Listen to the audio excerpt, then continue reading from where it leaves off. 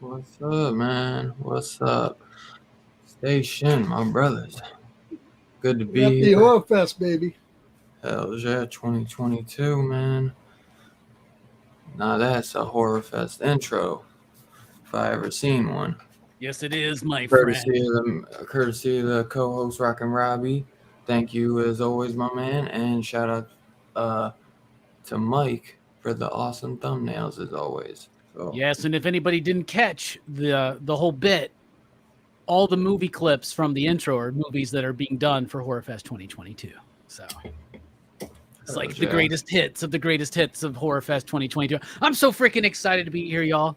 I've been looking forward to this since the end of last year's Horror Fest. Like, this is my shit right here. Hell yeah. I mean, as soon as Halloween ends, November 1st comes, I'm like, dude, I can't wait for next year. Like, that's the beauty of Dylan's horror show is that it's Halloween every weekend. Hell yeah. Hell yeah. So tonight we're here to review Tobe Hooper's Lifeforce, and this one I know we've all been excited to check out because I mean it's just awesome, man. It's got all the greatness. You got some you got the horror, you got the sci-fi, you got the gorgeous women, 80s beautiful women. And who cares about the bush? Look at that top. But you don't even get too good of a glimpse, man. Ain't like no Barbara Crampton bush. All right. Horror Fest 2022 starting off strong. But yeah, man, definitely excited to be here. We got some good stuff coming for Horror Fest. Make sure you come check us out Monday night. Robbie will be reviewing all the Scream movies. And yeah, man, make sure you like, subscribe, and check us out if you are not already. You know, we're here every Saturday night. So let's is any of this your first time? Steph, Fable, first time watching? Steph? I figure Fable probably seen this before. That's why he's here, because he knew he wanted to rewatch it. Hell yeah. So it's like, don't come in here, kids. I got to watch this for a show, for work. Well, I'll start off with you, Fable. What made you want to hop on for this show of Lifeforce? You know, what do you like about this film? This is one of those movies that was always on in the syndicated channels over here.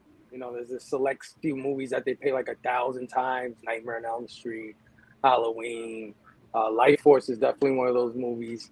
But it's also one of those movies that I haven't seen in a long time. And I remember liking it. Now, I don't remember if I liked it because of the girl. That might have been it for me. But I was curious to revisit it. I know it's Yeah. Tobe Hooper. Tobe Hooper directed Poltergeist, which is one of my favorite horror movies. I love that movie. So definitely wanted to revisit it and see if it still holds up for me, man. What do you think? Um, there's some issues with it. There's some stuff, but overall, I like it. It has a great idea to it. Something that I haven't seen. I don't think up until that point or since, really. I mean, the concept is really big. So yeah, I enjoyed it. I enjoyed it this time around too. Heck yeah. Yeah, it's visually beautiful, man. It has some cool Yeah. creature effects, great music. Steph, my man, first time watching. What did you think of this, man?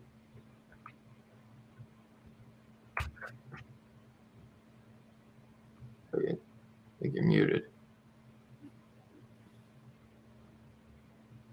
All right. Scarphead, what did you think, my man? Yeah, I like good movie. In fact, I watched because Screen Factory chinched out and they put only the 4Ks on the theatrical cut. I wasn't sure what we Yeah. were watching, so I ended up watching the theatrical cut, and then I did watch the director's cut as well, which is only on Blu-ray, unfortunately. In this, but yeah, Yeah. it's a good movie. I can see the movie definitely, and reading some of the stuff, definitely had some issues during making of this movie, and some I spotted, some I didn't. But overall, the theme of space vampires, and really, this was Tobe Hooper's love letter to like the Hammer films. Yeah, If he was saying that. if you watch some of the movies like the Quartermass and the Pick, 5 Million Years to Earth has a lot of similarities to this, and so yeah, I mean, it was definitely an interesting movie, and of course, as I said before, 80s. So I enjoyed it. I love it. Hell yeah. I couldn't agree more. Robbie, my man, I know you've been so hype to talk about this one, man. So I gotta know what you're thinking, man. I mean, I like this film a lot. It is a rather ambitious film, right? Yeah. It had probably Tobe Hooper's largest budget of his entire career, possibly, right? Canon Films was like throwing money at shit, right? Like at this time, they were trying to compete with the big dogs, and they had all these small films that did really well. They had a really good business model, Canon did, right? And they wanted to compete with the big dogs, so they did a series of really large films: Superman 4, Lifeforce, Masters of the Universe. It didn't go well for them, obviously. But I like this film. When I was watching it this time, it's either the special effects, especially in the beginning, they're either exceptional for the budget or too cheap for the scale that they're going for, right? But there is a bit of charm to it. The production design in this movie is spectacular. It's got a little bit of Alien, but it's also carving out its own style. The music in this film is amazing. Now, there are the two different versions. I watched both just so that I would kind of know what's going on. But basically, Tobe Hooper turned in what is the director's cut, and that has all of the Harry Mancini music and all that stuff. They wanted to shorten it. So in America, they shortened it down to like an hour 40 something, and they changed the music. They brought in Michael Kamen and a couple others, and they did new musical cues. The theatrical does not work because it cuts all of that shit from the opening. It cuts all that down, all that cool space stuff that like sucks you into this movie. So there are the two versions. The director's cut is the superior version of the film. But I do like the film. I liked it on the rewatch. It's cool, classic vampire mystery. Like Scarpad was saying, very much a Hammer film. Tobe Hooper even said, like, this is me getting to make a Hammer film. So I like it. I like it really. It's not perfect. It's got some issues. It does kind of get drawn out in certain moments, just like some of those Hammer films, though, from the era that he's pulling from. So overall, though, I really like it. And since Jelani's not here, there he is right there. I just want to say, Mathilda May can get it. Yeah. That's a damn fact. Did she ever do any other movies besides this one? Doesn't matter. This was enough. That's all we need. That's all I need. That's all I need. Throw me on a private island with this one. Yeah, though, man. Since Stay Steph safe. is back, Steph, you good? What's up, Vern? Stay You're shown, on my mute, friends. Steph. Hey, Happy Sean. Horror Fest. Happy Horror Fest, dude. Great to have you, bro. All right, Steph, let's get a mic check. You're on mute. You're on mute. Yeah, you're muted. No. Now you're just quiet. You ain't got the headphones on today. He had them on, but I don't think they're working. Oh, they're fucking up. Damn. Yeah.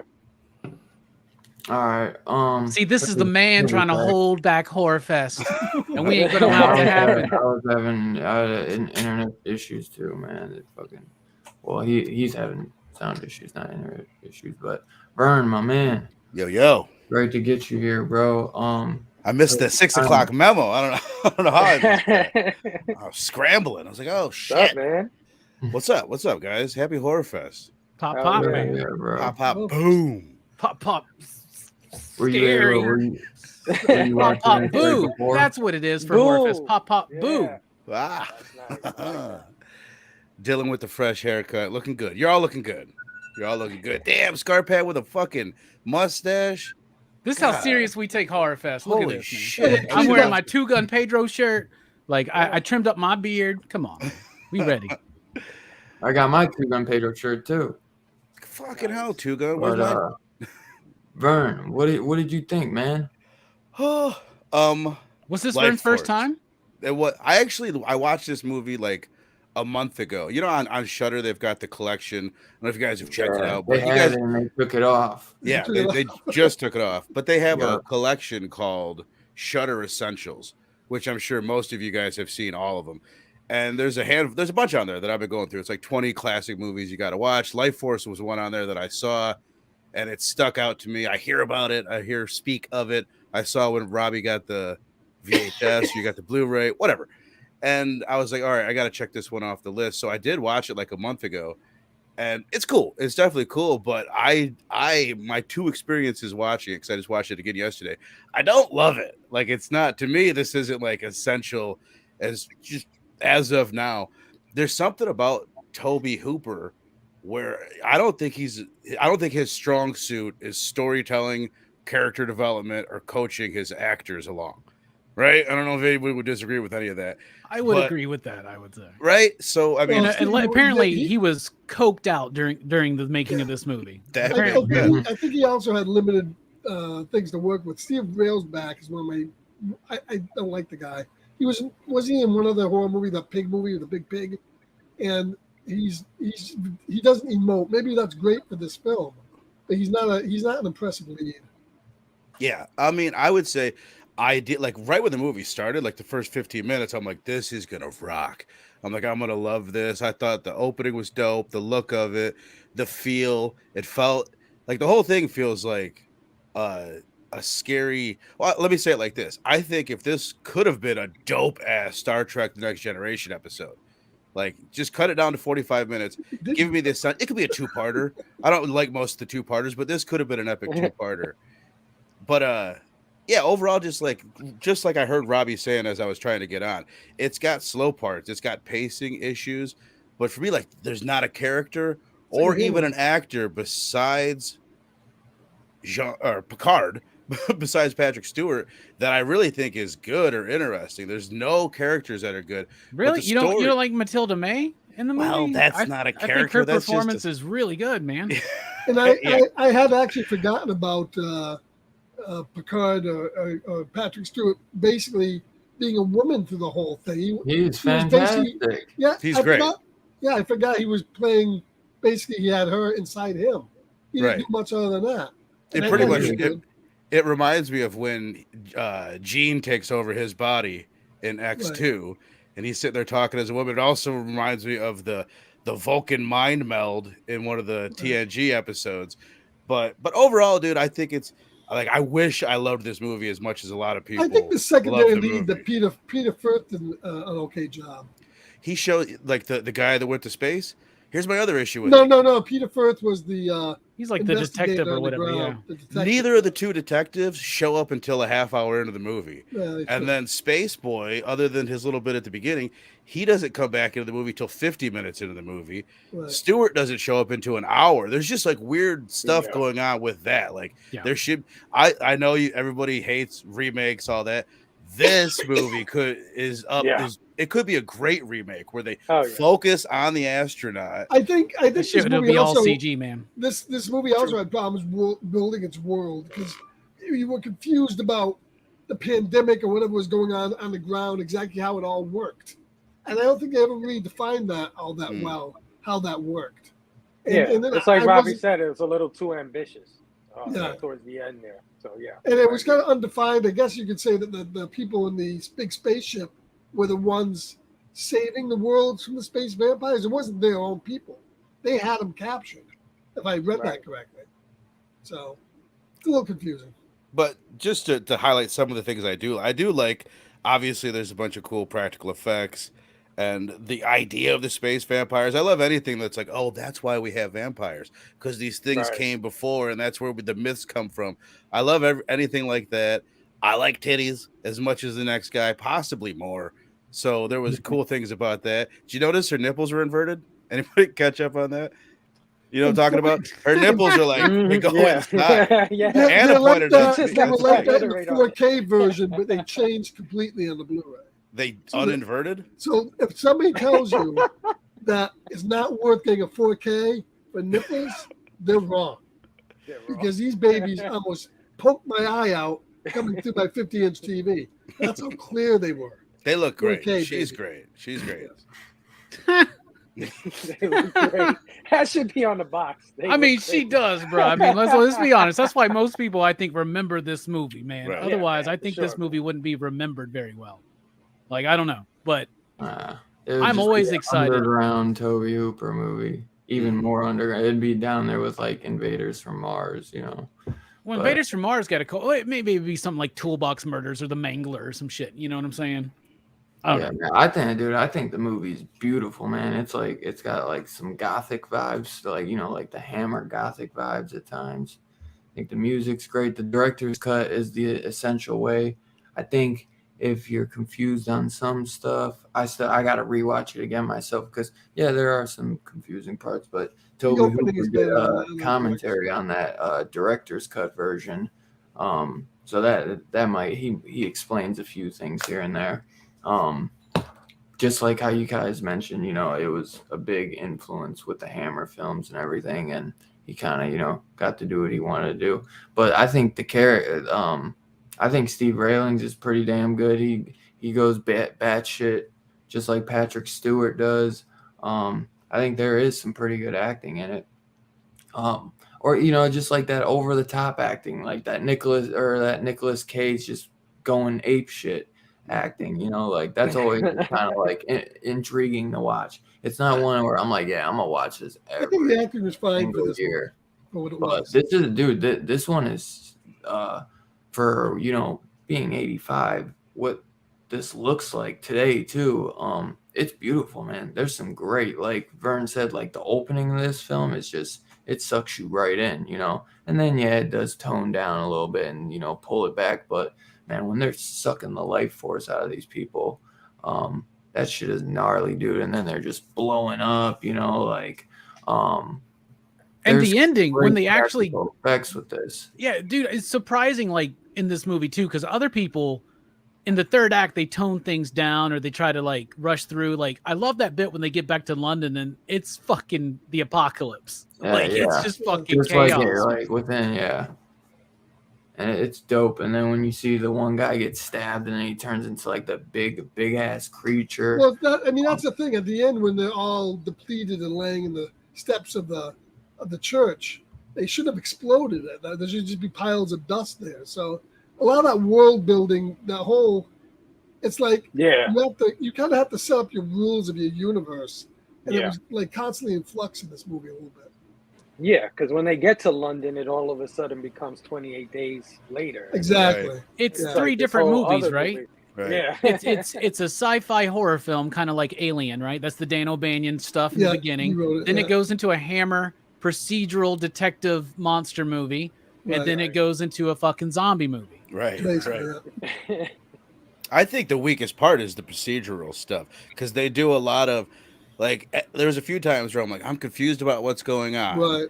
And then they stop all the action and a few English gentlemen explain to me what's going on. I'm like, oh, okay. And then that happens a few more times. All those people. That's like, a if you- Hammer film, Yeah, though. we got if you.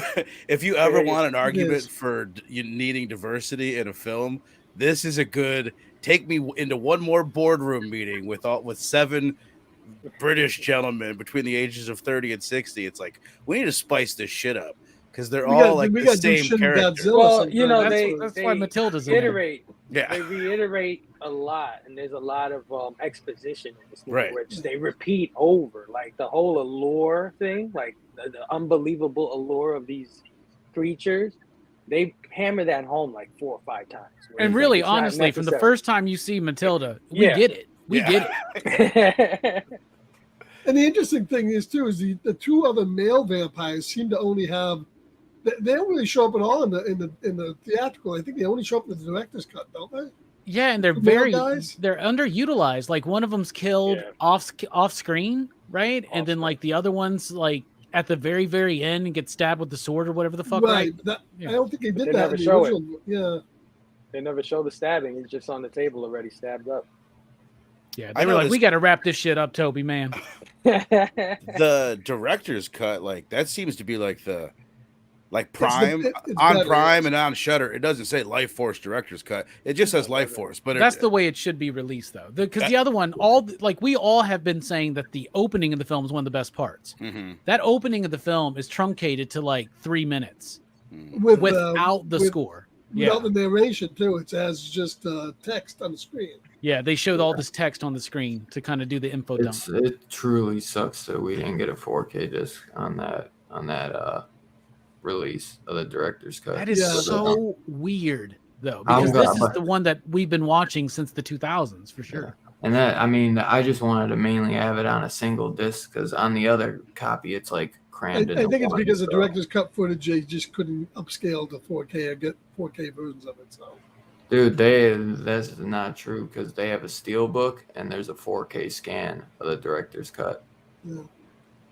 I have to talk to But Salt it's just Factory. it's just the Blu-ray, but it's still. Well, I will say though that there's not a lot of difference between the 4K version of this on this and the Blu-ray. No. I Except would the say, nipples, obviously, you were the talking about. nipples are Carter. better. They poke me in the eye, and the colors are a little bit better too. So, but other than that, it's pretty close.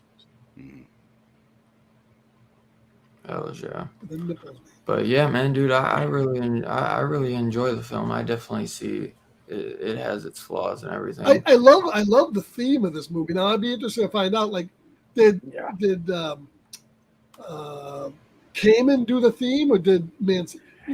This doesn't seem You talking like about the big sweeping thing? yeah, the Mancini music. That's I mean, Mancini. I don't really because I don't think of him when I think Mancini of big does sweeping stuff. Mancini does that like march thing at the beginning, and Yeah. then all that super ethereal, spacey stuff. Okay, I think it's solely Mancini in the director's cut.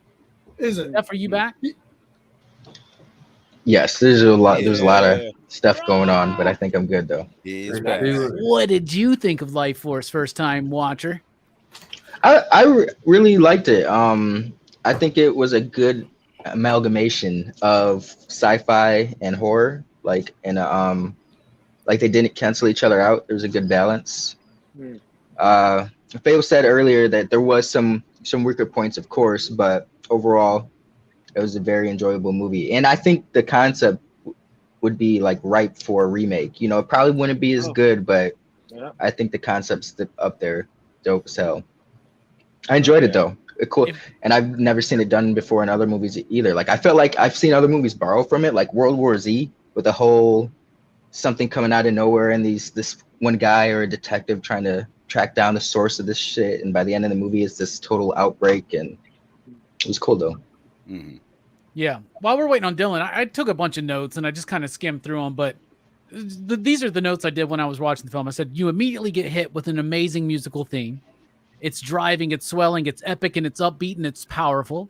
The special effects in the beginning are either exceptional for its budget or too cheap for the scale that they're going for. But that is charming. Production design is spectacular. A little bit of Alien, but also carving out its own style. The music takes on a ghostly and spectral tone at times. It deals with Halley's Comet, which really sets it in a time and place. I remember the Halley fever, that was going on at the time. And Night of the Comet. Mathilda May is smoking, right? The score is exceptional, of course, blending sci-fi and horror elements. The effects greatly improve. I think, to me, after the space opening, it kind of evens out a little bit. The autopsy scene is awesome. The odd movements of that puppet and the optical effects and the music. The script is well written, I think. The cast performs well, but no characters are super engaging. But the concept is the core of this movie. It's a classic vampire mystery with modern sci-fi sheen. Dude's dream sequence is awesome. You got the lighting, the sound design, the sets, the lady. Like when they're doing it wild. That shit's fucking awesome. I'm sure that's one of Jelani's favorite scenes. Patrick Stewart gives it his all in this fucking movie. There are 4 lights. Brief cameo. We're on that fucking level. Like he's like giving it all. Like male on male kiss. Like fucking You're right. He does remind me of when Gene's like talking through him or some shit. Like, don't worry about this guy. That's really good. The astronaut dude's performance is way over the top. Oh my god! Love the scene of London, right? I love the scene of London devastated. It's photographed very well, especially with the more atmospheric scenes that are lit with an ethereal glow. I wrote here. It's ambitious in its scale, and it does slow up at times, usually for an info dump. No real characters to latch onto. Amazing music and effects. Could be edited a bit tighter, but not as tight as that theatrical cut, because that one sucks. So I feel you on the character bit. It's like at one point you thought it was like the doctor dude, and then you thought it was like the astronaut dude coming halfway back. Then it ends up becoming the detective guy towards the like last act of the movie. You didn't get enough. They weren't bad characters. You just didn't get enough time with neither 3 of them to really. I think that's a Tobe. Like, okay, when we watched Eaten Alive, I remember being like, "Who's the main character of this?" And then if you think about like Texas Chainsaw. There's a final girl, but other than that, like, is there a main character? And I know you don't have to have one, but I think there's a reason why almost everything that gets made has a main character. You need a perspective character. Well, you got to have for the audience to learn to step into a situation, right? Right. So I do think, and I don't know if it's because this is based on a novel called Space Vampires, right? And some people say the movie should have been called Space Vampires, and it would probably have been a bigger cult hit than it actually is. Right. I don't know how it would have performed. It didn't perform exceptionally well here. They were banking on this movie doing really well. I mean, this was $25 million budget, but for a Canon film, that's like for a Canon film in 84, 85. That's hell yeah. That's ridiculous, man. But just think about it. Superman 4 sucked. This one didn't do well for him, and then Masters of the Universe is awesome as that movie. That was another. It was a big. It killed Canon. Killed Canon. We're doing a Canon film for Action Fest next year. Missing in Action with Chuck Norris. So they all the Chuck Norris movies. Yeah, Canon's fucking awesome. I'm just gonna say that. So we were talking about the characters, and so what I'm saying is it's based on a book. Maybe in a book these characters are fleshed out more because in a book you can have multiple main characters. You can switch focus and perspective. Less so in a movie. The only person who does that to me very well is like Quentin Tarantino, is able to do that because his movies are very novel-like to me. Like the way like a novel is written and structured. Most people can't do that. That's why I don't think a lot of adaptations, especially if say like Stephen King works very well. Well, I think this movie had the big problem with this movie. I think was it was a movie that really needed a lead, but it didn't have a lead. Well, let's get into that then. I think that's favorites. What performances didn't work? Scarpat, what performances do stand out? If you had to pick like a favorite cast member, and obviously we're all going to say Mathilda May, but you can think outside the box. Left, right. Yeah, right. I don't know if what are we talking here? Maybe for me, what stood out. Well, I mean, the only person that really stood out, as you said earlier, was Patrick Stewart. Was the only performance that was interesting. But we got to realize half these guys were stiff. I like the doctor. Grits. So I think Peter Firth, who's the second lead, the detective, was good enough to kind of carry it after the his performance is earnest, man. Yeah. Yeah. His performances aren't. Is he the curly-haired feller? Yes. Yeah, Right? yeah. Steve Roseback never has been a great actor, and he just it almost looked like he didn't believe in the material. So you get a Which little character bit in the was he? beginning. He was the astronaut. Okay, yeah. Well, I mean, it's He's- very then British in that way. he He's very disappears, and at dry. the end when he kind of finds out who he is, and what he does, there's not enough reaction there. It's just all kind of bland. But that's him. Yeah.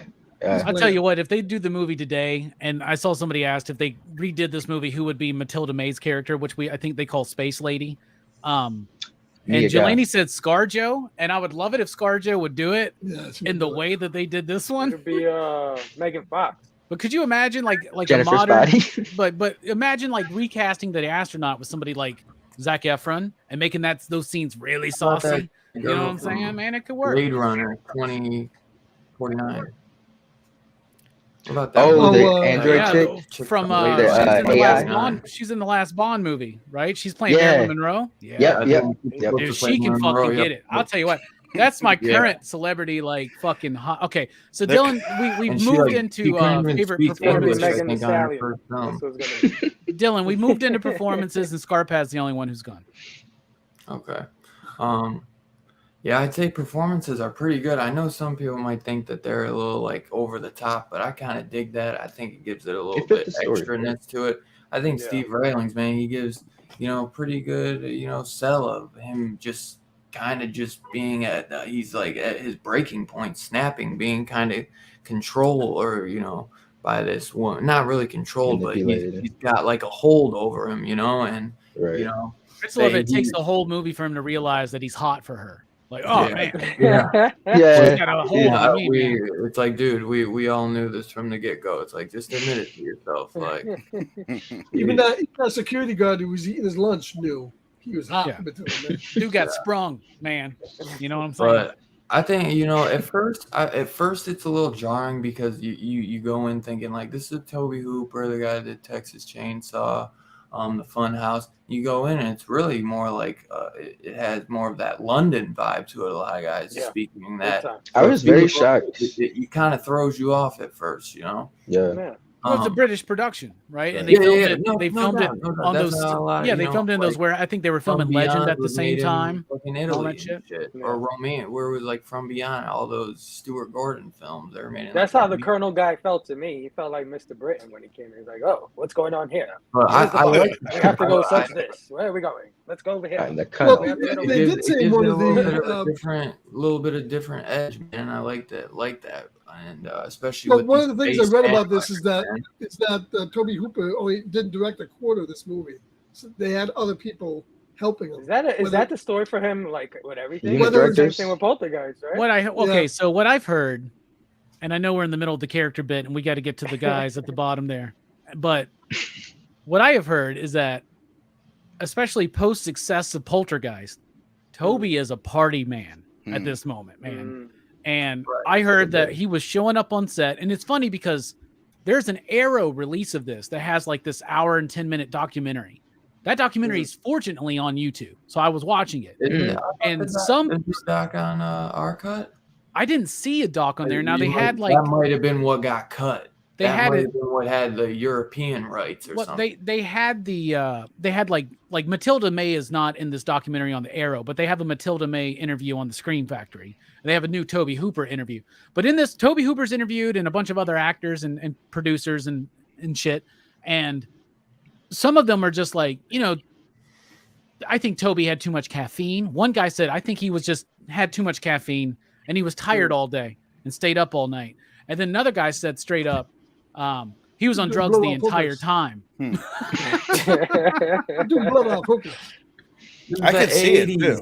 Like it seems a little. Well, the movie. He just stayed Poltergeist, bruh. This dude is like at the peak, and he just got a 3-picture fucking deal from Canon. Yeah. Like that was insane. No director gets a 3-picture. Mathilda May naked the entire time.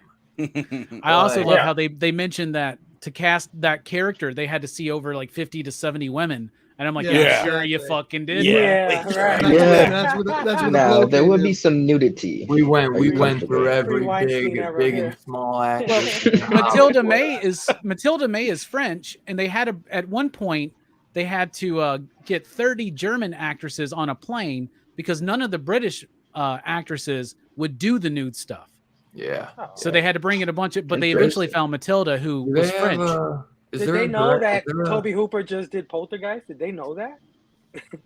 Who is can there it? a Well, com- the is there a No, all the commentary girls. The girl- yeah. the girls. director's cut on there? Nobody had to get nude in Poltergeist, Toby. He's just like, PG-13. in this movie, you're gonna have to. Yeah. Things change. Things change. Do you got the director's cut on your copy, or the commentary on the director's cut, Robbie, on yours? Yeah. Yeah. It's Tobe Hooper and some dude. Yeah. And even on that, Tobe Hooper he seems out of it, man. Yeah. Like he's just like, what'd you say? Oh, yes. I think they I don't know. I need to dive into Tobe Hooper for real. Like, I mean, I'm familiar with half of his work. Let's just say that, Right. right? Yeah, me too. But like, I don't know. I think this dude had some issues, some substance issues, and I think it was going on. But we were talking about the You know, performance. it was the otherwise, 80s, right? man. Yeah, the 80s. 80s. A lot of them did, man. And when that's what they were up. You got to think that being a like director or just working on a movie set, they have crazy ass hours. Like imagine being the guy waking up at 2 a.m. just to get outfitted or just to get makeup on for 4 to 6 hours. Then once you're finally done with that, you got to work all the rest of the day. And then once you're done working, at 8 o'clock or something, and it takes an hour to get out of the makeup, 2 hours maybe. Then you finally get to go home, maybe get a couple hours, and then go right back at it too. They got some great, so of course I guarantee a lot of them were doing coke.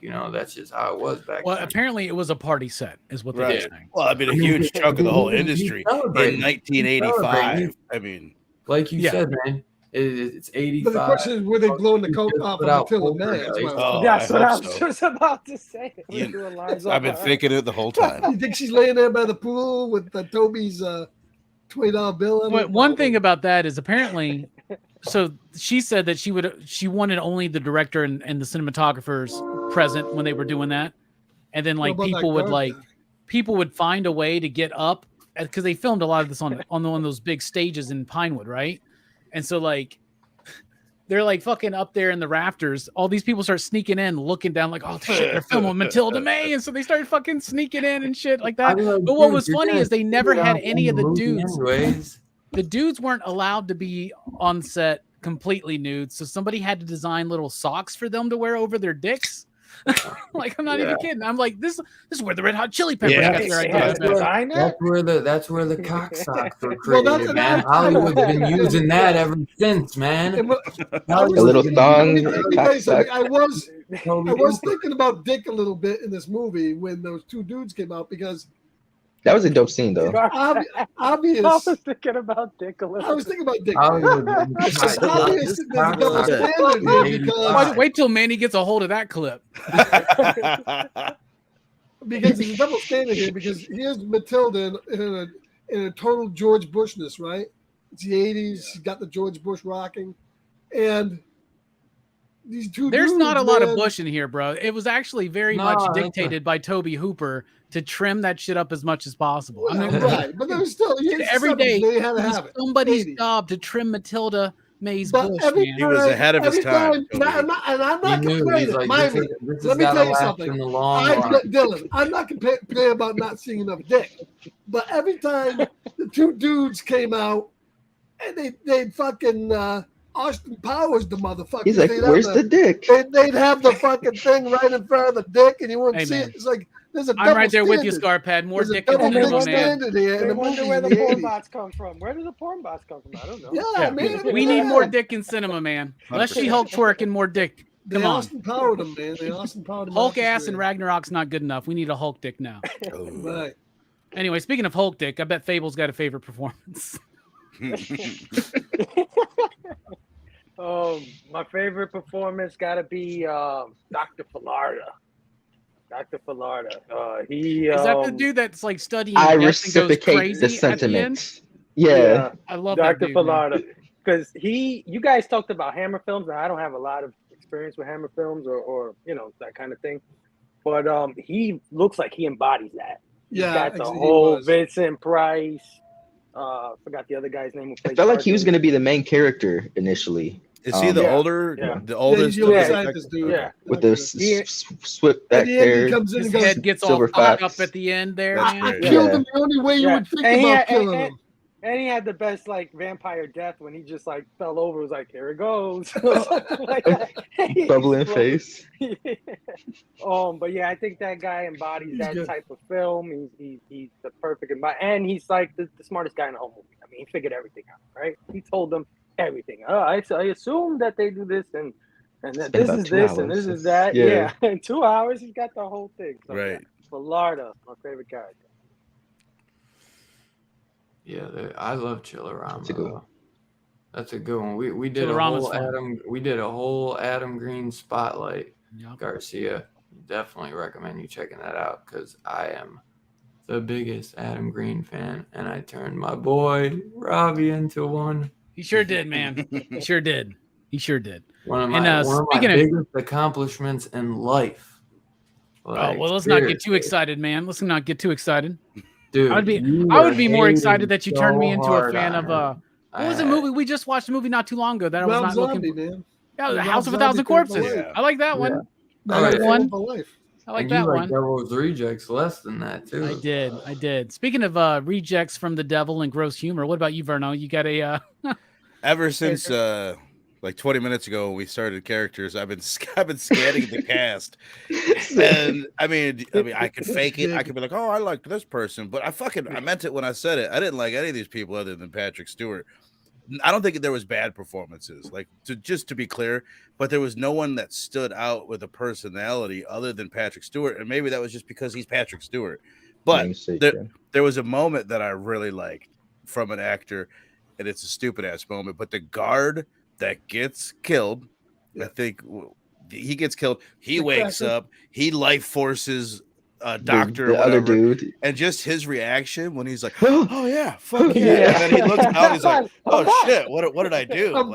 That was right. What a weird sequence of events in this movie, right? Where people are dead, they come back, they're like, "What the fuck?" It's just like. I wish there was more of that kind of. I don't want to say camp and cheesiness.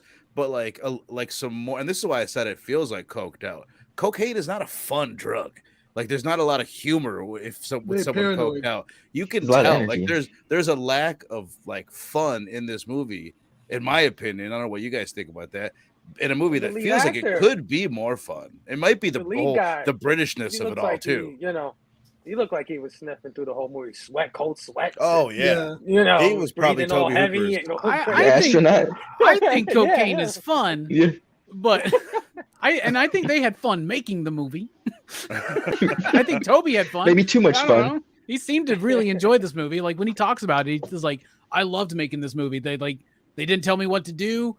And they gave me as much more money than anybody else ever did. And then other people around him. I loved it though. If you watch that Arrow documentary, some people are straight up he's on drugs, he's coked out. Other people are he was really overworked and he was stressed.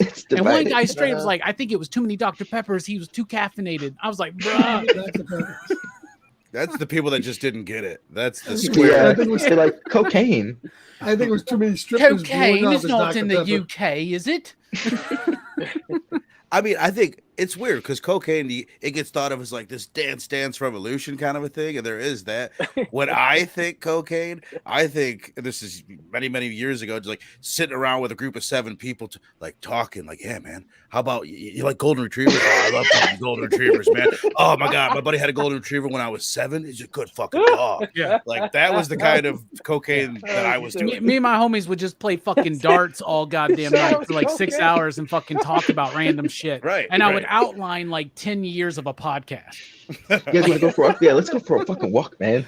Yeah, you guys think the kitchen could be cleaner? Let's fucking. It could be cleaner. Coke in the morning is awesome. quick sober up tool though. Yeah. Oh, 100%. Oh, God. Quick sober up by cocaine. What did you got, Steph? You got a character? That's what I heard. I did like I liked the doctor and the detective. I didn't really care for the astronaut. He wasn't bad, but I just thought the detective carried it well. Had we had more time with him, he would have been a more solid character. Same thing with the doctor. Like I said, I thought he was going to be the main character. Then they just kind of dished him. But he had the dopest line at the end when the detective walks up on him right before he kills the doctor. He says something. It's like, "Oh, good to see you, doctor." He's like, "I reciprocate to the sentiment." Yeah, It was just really cool how he delivered. That's like that weirdo that always goes greetings and salutations, me lady. Well, anybody else think at the beginning of this movie too? The movie didn't make a heck of a lot of sense. I mean, why the fuck did the astronaut Railsback get in? First of all, does a shuttle have a life pod? This one did. It looked like the fucking pod from Escape from New York. He's all buttoned into the thing. But why didn't he just eject those guys out into space and he could have not blown up this dude must have been on cocaine. His plan is set fire to the fucking ship. Bro, have you ever done cocaine in space? I bet that's a fucking trip. Go out the right pod. And could you imagine doing a psychedelic in outer space? And then the motherfucker my crashes God. in Texas. The worst place you could ever crash. He crashes in Texas. It has to be Texas, right? It's a Tobe Hooper film. The character I want to highlight is obviously Mathilda May. And it's awesome that we all accept how much we love Mathilda May in this movie and why. But it's the dude in the very beginning. You think he's going to be kind of a main character, then he disappears. But it's the dude who's like, I don't know. He's the dude who's like watching the security footage of the one dude getting got. And then he goes there. Oh, and, yes. And then he almost gets got, but he doesn't. Yeah, and then he's the one. That He's scene good. when he's smoking that fucking cigarette to death.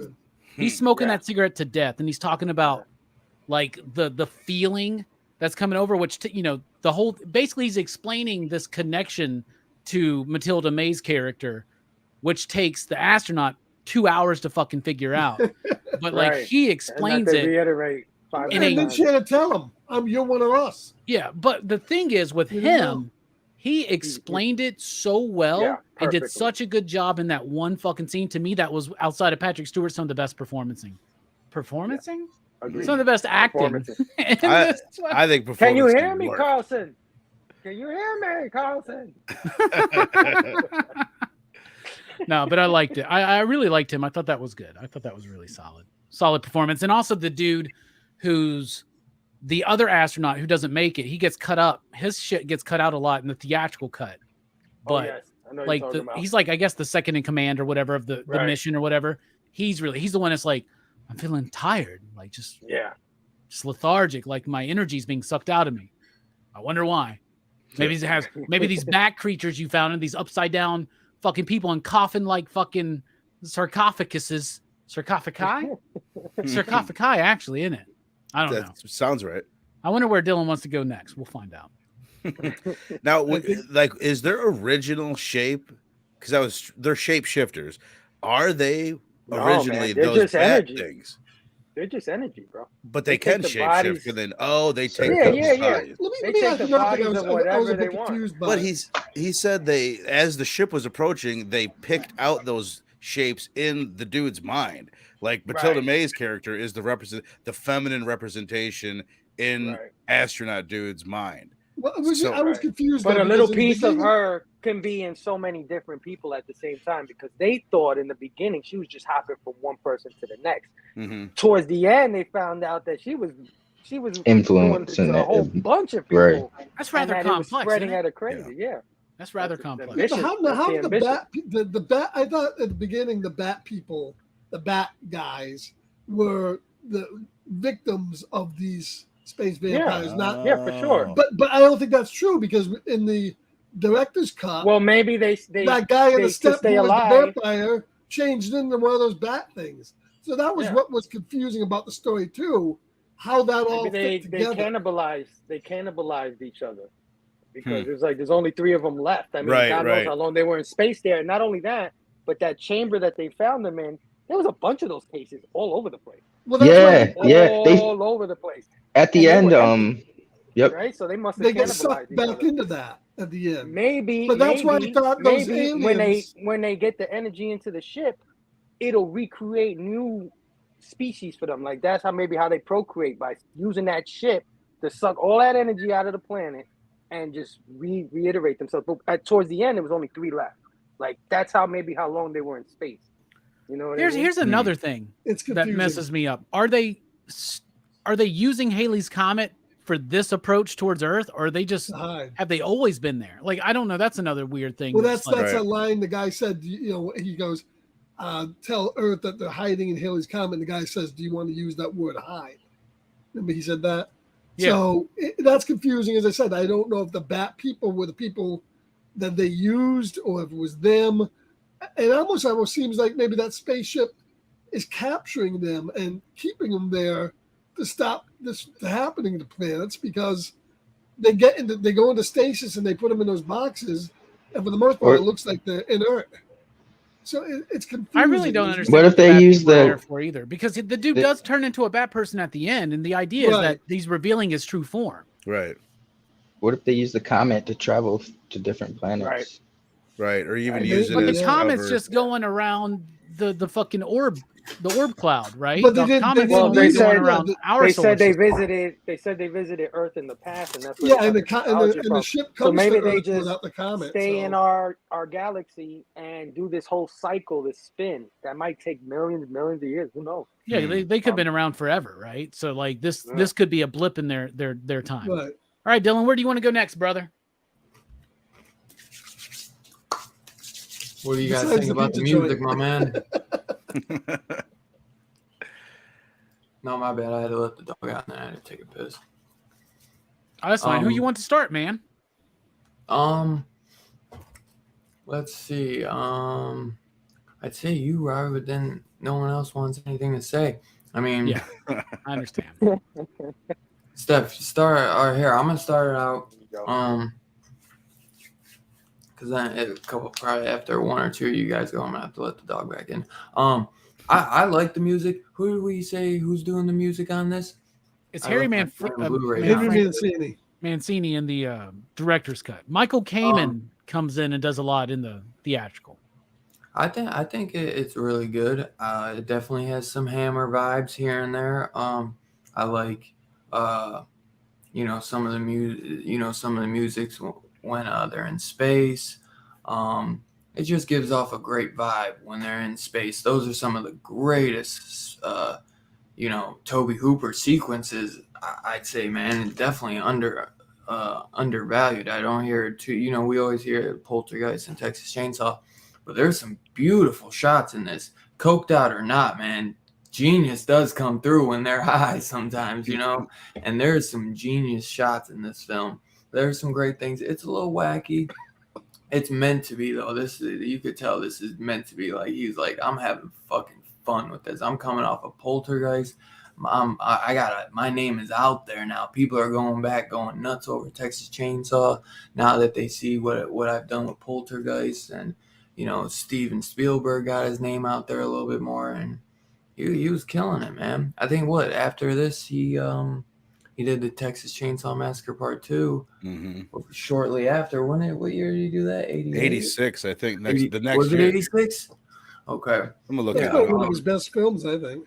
But he was fucking partying, but he was knocking some shit out, man. And there's some good stuff in there, man. There's a lot more I do want to dive into.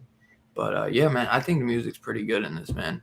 I always wonder, man, if Tobe worked closely with the guys who did the music on these, like John Carpenter was doing a lot of his music, and if he wasn't doing it, he was working with the artist, or he was like hand in hand with them, but he was also a musician himself, so dude, he must have been snorting fucking hog legs, man, to have the energy, because he put this out in 85, and then in 86 he did Texas 2 and Invaders from Mars. Just to shit those 3 movies out. And Invaders from Mars is very practical. That's wild. I love Invaders from Mars. That's another fucking wacky one from Cannon. Yeah, that was his 3-picture deal, Cannon man. films seem to get like the most. So what was his 3-picture deal for Cannon? Invaders from Mars, Lifeforce, and Texas 2. Texas 2 was Chainsaw 2 is Cannon. Yeah. Oh shit, you're right. It is. Back in the 80s, Cannon made everything. I mean, those are three. I like all three of those films too. Because you know, Invaders would be the nobody weakest. else would have let Toby do Texas Chainsaw 2 the way he did it. No, You know what I'm saying? Like, they would have no, wanted it to be like an exact mimic of what he did on the first one. Steph, my man, what did you think about the music? I think you still said it quite well, Dylan. Actually, you and Robbie would probably say it the best. Start with Dylan, end with Robbie. Perfect sandwich. Yeah. But no, I think the music was one of the stronger points from the beginning. Like it was captivating. It was epic when it needed to be, epic yet ethereal and haunting and sorry, that's my kid. Gothic And too. but Gothic, yeah. Yo, Nice yeah, gothic. that's your kid. Yo, But I think it was. I haven't heard the other version, the theatrical version. Is it worth It looking ain't into? worth it, man. Stick with what you Okay. saw. The director's cut is the way, because especially with that opening scene. That opening Yeah, scene is it's massive. epic as hell. Yes. Yep. Yes.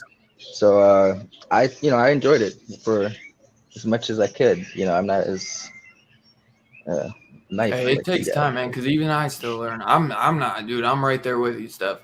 Dude, Robbie's the fucking king with that shit, man. Even Vern, I think, is pretty. Whoa. y'all better shut the with fuck you. up. But I Y'all are will- awesome, man. Y'all are awesome. Y'all are worth it. Come on, y'all. my thing That is opening paying scene attention. did stand. Exactly. Yeah, like yeah. here was no It definitely bullshit. Here's stands my out. experience. I watched the movie twice, like I said. At the end of the fucking movie, I'm like, son of a bitch. I didn't the second time. Still, I'm like, I didn't notice the music at all, other than the opening bit. That Yep. like that, and it's a huge That's a deal. good sign. Like you said, Yep. Yeah. like it's the opening minutes of a movie are like a big thing, like get you going, and it does pump you up. It had like to me, it really reminded me of like a Superman type of theme. Or a Star Trek kind of blended John Williams and a Star Trek theme. Yeah, it's very together. Goldsmith Williams. Well, Yes. he worked with the Royal Philharmonic Orchestra, so Yeah, it it was has that still. type of vibe. I didn't notice it much throughout. I thought the it was the movie. London Symphony Orchestra that he had. One of those There's Royal some, Philharmonic. there's some good music. There's Well, we some don't want to good music, offend too, anybody, when- Scarpad. There Yeah, might be somebody who's a I member. think it is. I think it is the Royal. It's listed in. It's in the theatrical credits. I item. thought it was the London Symphony. I could be wrong. It may- probably could be. Yeah, there is something about like the London Symphony or something. I thought. Something was shut in. There's also some good music in that scene when Patrick Stewart is kind of getting the transformation. blood? Yeah, the blood. Yeah. coming out. He's so that's wild. That's fucking a wildly cool, man. fantastic scene, man. The I Blood think- Soul. That was Yeah, fucking awesome, That's some dude. cool that was shit. another dope scene. That was a good call out. Mhm. Did you have anything else you wanted to say, Vern? No, I'm good, buddy. Fable, my man. What did you think, boss? I thought the music was really good. The only problem I had with it was placement sometimes. Like the beginning was perfectly placed, like you said, the cool marching kind of sound in the beginning, getting you amped and pumped, and then like Steph said, the ethereal, spooky kind of stuff going on when they're in the ship. But then I think they bring back the marching stuff in parts where the ethereal stuff should be playing, and vice versa. Because there's like this scenes towards the end where it should be scary, but it's really like, I don't know, it sounds kind of like clownish almost. Like Are you talking about when the camera's panning up and the detective's looking into the sky? Okay. Yeah, it's a little carnival kind of sound, and I'm like, nah, this is not vibing with this. But besides that, the music that was being played was great music. I just feel like in some spot it should have been switched around. But other than that, yeah, I enjoyed it. Hell yeah. Nice. Scarpad, man. Bush Lover, what did you think? Yeah, I said before, I think the music was great. When I think of Henry Mancini, I think of his other great hit, Moon River. He did a lot of easy listening stuff in the 60s and 70s. So, and he was married to somebody big. I forget who it was. She was hot. Mathilda May hot. I forget who it was. Anyways, I don't think of Henry Mancini in this type of score, so it surprised me. And I like that. The march in this is as good as in the other 80s march, like Last Starfighter and a few of the other 80s type of sci-fi horror movies. So I thought the music in this movie was great. It comes back at the end when they're doing their zombies in the streets scene. Does a very good job. The whole sequence where he's going through the getting away from the guys trying to kill him at the end is great. So the music is top notch in this movie. I really enjoyed it. Oh yeah. Oh yeah. Nice. Robbie, oh man, what did you think, man? Bro, I think the music's the best part of this movie. It hooks me, right? And Mancini did 90 minutes of music for this fucking film, right? And then in the theatrical cut, they only use his theme at the very fucking end of the credits. Like, it's so fucking, it's terrible, right? Holy cow, dude. I love the fucking music. I love it. Like I said, driving, swelling, epic, upbeat, and powerful. But on the flip side, spectral, ghostly, right? Like, it's got that sound of like the scariness of fucking space. It almost gets theremin like at those moments, right? I love the fucking music to this. You can literally just find this on YouTube, the 90-minute score, just put it on. It's fucking awesome. Next time you're just reading or something, put it on. You're gonna fucking love it. It's so good. So good. It is so powerful to me. It's so obvious to me in the film, but I am a guy that picks that shit out in film, right? It's beyond obvious to me. Like, I got punched in the fucking face by this, and I had to pay attention to the score throughout every time I watch this film. It's the best part. When you watch the movies, do you guys wear headphones? Sometimes. No, I do not. Yeah, sometimes. Yeah, Sometimes I I'll think- watch them in I my think that's car, probably and like- the music really I stands think out. that's the way to go with these older films. Because when I first watched this, I watched it like just through the phone speaker, and I wasn't getting like the Yeah. tones and the music I was getting. Nah. This I watched it The twice. doom doom. Second time, with the Yeah, headphones, yeah. the spectral, ethereal shit Yeah. came through way more, and it Yeah. gave the scenes way more context and tone. So I think going forward, I'm going headphones for these Yeah. movies. You gotta have Nobody should headphones or ever like a listen to a freaking sound film. bar, man. Yeah, nobody should ever listen to their film on their phone speakers, right?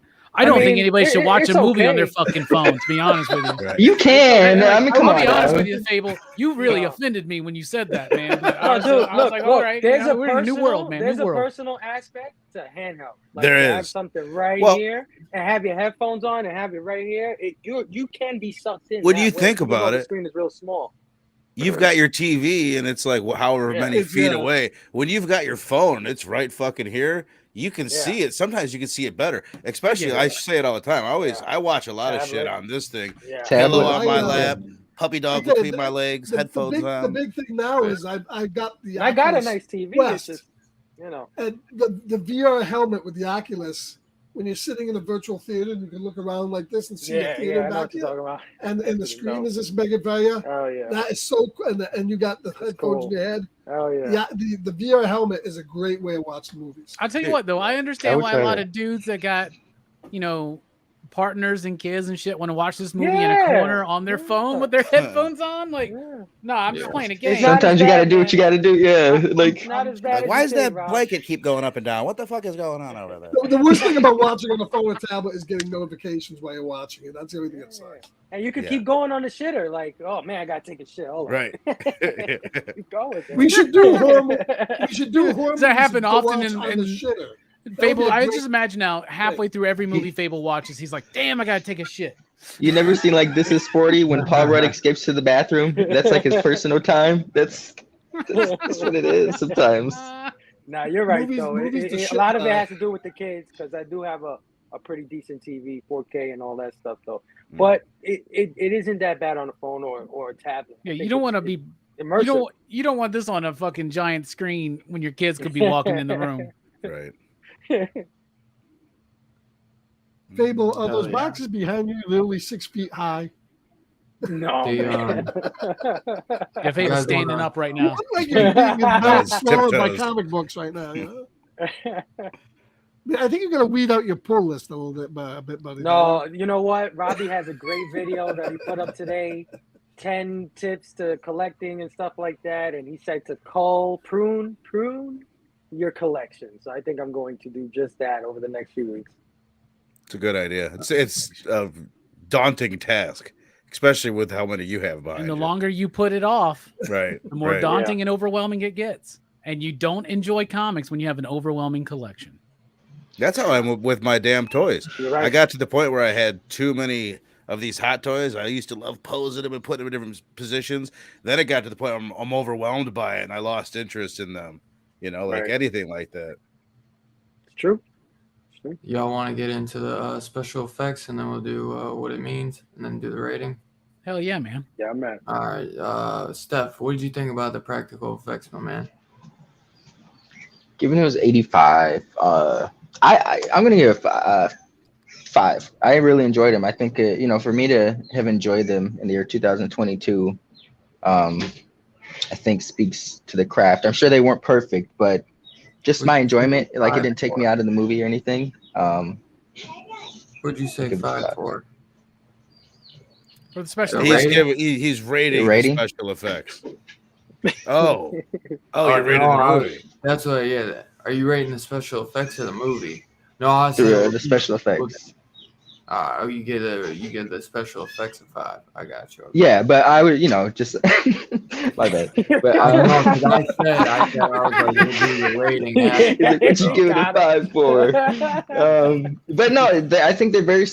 They thought it was good. It was from 85. The green of them floating, that wasn't the best, but it was. They're too fluid. I like in to use that, the word right? charming. They're too just Yeah. like Right. Yeah, there's no Straight. moment. There's no. It's. they're just It was like like a screen just running by him. it's Like like they're on a straight line. trolley. I Right? also love they're just gonna get out of their fucking space shuttle and float through this comet. Yeah, I noticed what that. the No worries. Hey, it looks like a mouth. Are we in They Note didn't 2 even- or something? They didn't even. Spock did it. Got a In big fucking old Star hook Trek: on The the end Motion of that Picture. shit. He had a booster pack. How are these motherfuckers gonna get back? They weren't. I did like the opening though, like the whole green ship and the organic look for it of it, and yeah. when they're like floating through the tunnel, it had like that Willy Wonka effect where the lighting's changing and stuff. Like the the bat was cool. The Yeah. the zombified skeleton things, that shit was really cool. There wasn't too much detail on the zombies at the end, but the fact that they were zombies, I thought that was really cool. Just seeing like a zombie horde run amok. I think it was really good. I enjoyed it. Hell yeah. You know what? We'll do since we're already like an hour in. What do you think the movie's trying to say? And then we'll do those together, and then we'll just do the rating. Because then we're gonna have to go back around and around. Like a record, baby. Yeah, baby. Vern, what did you think about the practical effects, and what do you think the movie's trying to say? I mean, this practical effects are one of the best parts of the movie. Yeah. But I'll compare this to Killer Clowns from Outer Space, because the same thing with that movie. They look dope, but at the same time, I can't help myself but look at the eyeballs specifically and just be like, those are fake fucking eyeballs. You know what I mean? Like, that really stands out to me. That's a puppet. And then some of the movements are very. I almost wish they would have had a little less camera time. Like, it just like editing and camera, like the way they shot them could have made them look a little less fake. But Instead don't of get me wrong. lingering. Yeah, but at the same time, like, I think that's some of the best parts of the movie. That's like, when they're blowing up or he's poking the body and the dust is falling out, like the the effects energy look coming out. really good. The bats, like, that's a really cool design. The bats look dope. But yeah, there's some corniness and some fake cheesiness mixed in there. So I don't necessarily like them as much as some people might, but they're definitely obviously good. They look dope. As far as what it's saying, it's kind of a typical vampire thing, where all the metaphors that you could use for vampire and how a woman can kind of, like, a vampire mesmerizes people, and a woman can sure as shit mesmerize a man. Specifically, Mathilda May is going to mesmerize you. And there was two lines that stuck out to me that, like, just have some thematic content there. And the one guy says, like, I'm not in control of my own mind. So there's that bit about, like, I think it's easy to not feel like or I'll just say we're not all in control of our own mind. There's all these influences. There's the media, there's the government, there's your friends and who you're hanging out with. Like, you feel like you're in control of your own mind, but there's all these outside forces that are thinking for you at times if you're not your careful. favorite YouTubers. Right. Your influencers, if you will. But, and then the another line was, or just a part of the plot, I guess, is that they're sucking out all this life force from the people of the planet, and they're shooting it up to this entity in the sky. And that's kind of just like us, the people, and you've got our overlords that are kind of using us. We're the little worker bees, and it's all siphoning up to the top. I don't know if any of that is what Tobe Hooper had in mind, but that's some of the shit that I pulled out of my ass in this film to share with you guys. But yeah, I think the thematically and special effects they're probably the two strengths of the film, along with the music for sure. Right. Oh yeah. You're on mute, homeboy. Mute. You're on mute, Dylan. Fable, what'd you think about the? You already know what I'm gonna say. The special effects were good. They're a little dated, you know. Like Vern said, they look have that fake look to them, but what they're doing with them is what's cool, right? Like the 3 zombified creatures that they had to animate, you know, 3 different times, 3 different ways. It looked fake, but it also looked cool. Mm-hmm. You can get the idea of what they're going for. Right. The bit with Patrick Stewart is the perfect example of that. Like, he looked fucking crazy when the blood's pouring out of his face, but it was still fucking really cool. Awesome. But it looked like shit it's like at the same time. You can only make it look so real. Right. Yeah. No, but still, it looked cool. And you know, the set designs, it looks like, and this ties into the theme of what I think it's trying to say. The set designs, especially that ship that they came from, is very sexual.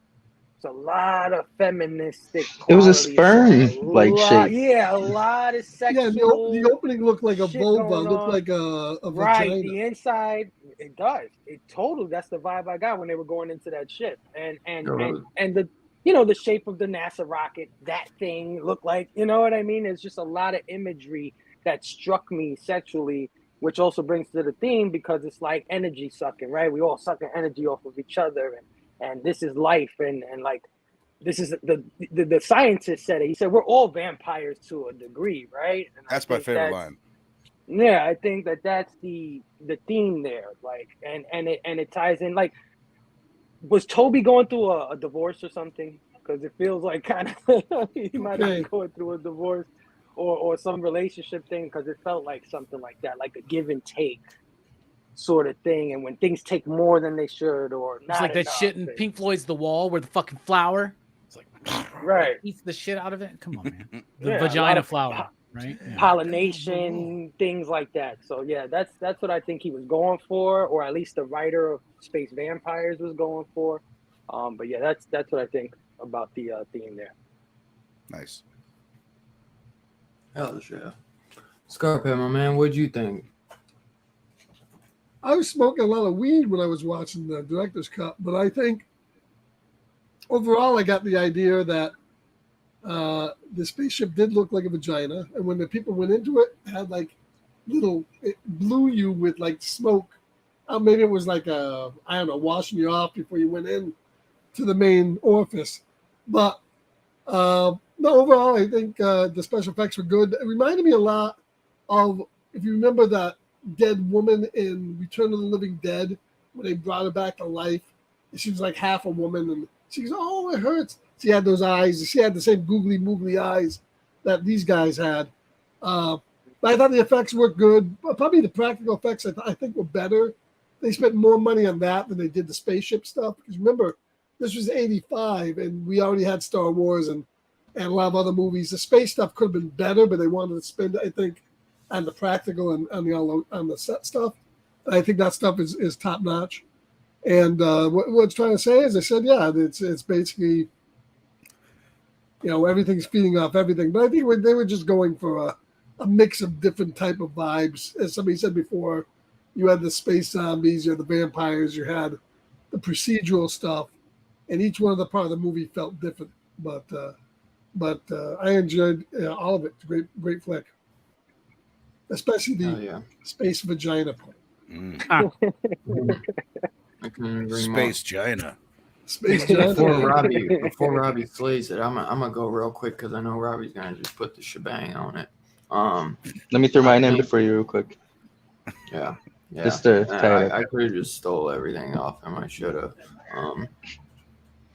But what was it? I think the practical effects are great. Like we said, with all that with Patrick Stewart, that's real. That's not no CGI or nothing. That's just like good old fashioned shot in reverse.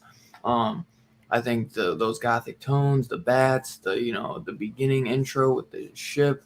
Obviously some parts look a little dated, like when they're gliding. But for 85, it looks great, man. And for it being Tobe Hooper, not George Lucas, you know what I mean? I think it looks pretty damn good. I think definitely the movie, it's a bunch of guys trying to track down these fucking like beautiful women goddess, man. For the most part, it's like an all guy cast besides the two women that they're trying to track down. The sausage fest, man. Yeah, man. I guess it would just be about, what is that? Guys just kind of willing to do whatever for that chick, man. That she Did it gets all that, for the she gets nookie. that aroma like poison ivy. Limp Bizkit said it best. Set off these aromatics to make guys to fall in love with her. That's kind of like what she does, and she chooses this guy and gives him like a piece of her, and then they have like this connection. Well, in a way, I kind of almost felt like they were rescuing him. He was trapped on Earth. He didn't realize he was one of these ethereal vampires, and they were bringing him home. That kind of vibe, I guess. Yeah. But, man, I think it's fantastic, man. There's just so many great things in this with, like, when the space vampires turn into, like, those, like, gargoyle creatures. Mm-hmm. There's great imagery in this. And, yeah, man, I think it's great. Robbie, slay it, my man. What did you think? Well, I think Steph wanted to talk a little bit about theme first. What did you say? No, I was the themes, only the Brits can save the day. Because righteous and proper, mate. Where's Mark at? Where's Mark? That's what I was thinking. Where's Mark? Special effects, I think, like I said earlier, they're really good for what they are, but at the same time, they're really weak for the scale of what they're going for. So it's almost too ambitious in scale. They should have toned some of that stuff back. Like Scarpad mentioned the zombie autopsy scene in Return of the Living Dead, which I love. And it's a puppet, and it's obviously a puppet, but that is a chilling, creepy fucking scene. And it looks real to me, and I don't get pulled out. I get a similar scene like that in this. Exactly, but in that scene, there are moments where you're like, that's a chick in a bodysuit that's painted. That's a chick in a fucking bodysuit painted with a fucking and then an animatronic. Like some of they did too much with too little. They should have scaled that back. But the practical effects, for the most part, I think hold up. Where it really falls apart for me is some of that very beginning stuff, and it's just the smoothness of them gliding to the fucking comet. Like they're just falling towards it, like they're on a fucking wire because they are. They actually use the wires that they created to make Christopher Reeve look like he could fly in Superman that they had access to because of Superman 4, which they had produced right before this. And that movie fucking blows. But Ibrahim Mustafa says that's his favorite, period. If you want to see that, if you want to see that discussion, check out our Superman movie review, the franchise review over at PCP Movie Night. It was well-intentioned. As far as the theme, you all touched it. I'll just add this. This movie is about fucking. How we fuck each other, how we fuck ourselves, and how we get fucked by ourselves and other people. That's what this movie's about. Right there. Put that on the box. Yeah, put that on the box. Tobe Hooper says, to me, the movie is about relationships. So I think he may be onto something, Fable. I think he had maybe come out of a bad experience. Maybe that's why he was dealing with some substance issues. Yeah, that's why, yeah. Right? And at the same time, he also says, it always, to me, I always felt like it was a siren's tale. So this is about a dude at sea who gets lured in by a siren's song. Yeah, that's what this is. Just like in space. Exactly, right? But it is about relationships. And you guys all touched it, how we are leeching life force from other people, and other people are leeching life force from us in all relationships, good and bad. That's how it works. It's an exchange of fucking energy. And some people take too much. Some people give too much. And that's the vampirism allegory right there, right? But the siren tail thing I like. But it is about it's sexual in nature. Everything looks like a dick or a fucking pussy. Like it's just the way it is. His comment looks like sperm. Most of the dicks Exactly. were cut out. Yeah, so that's what this movie is about, exchanging life force and the reality and the necessary nature of that, but how that is also us fucking other people and us fucking ourselves. And I don't necessarily mean in a good way, but also in a good way. Hell yeah. And the other big point of this movie is just Mathilda making fucking get it, bruh. There you go.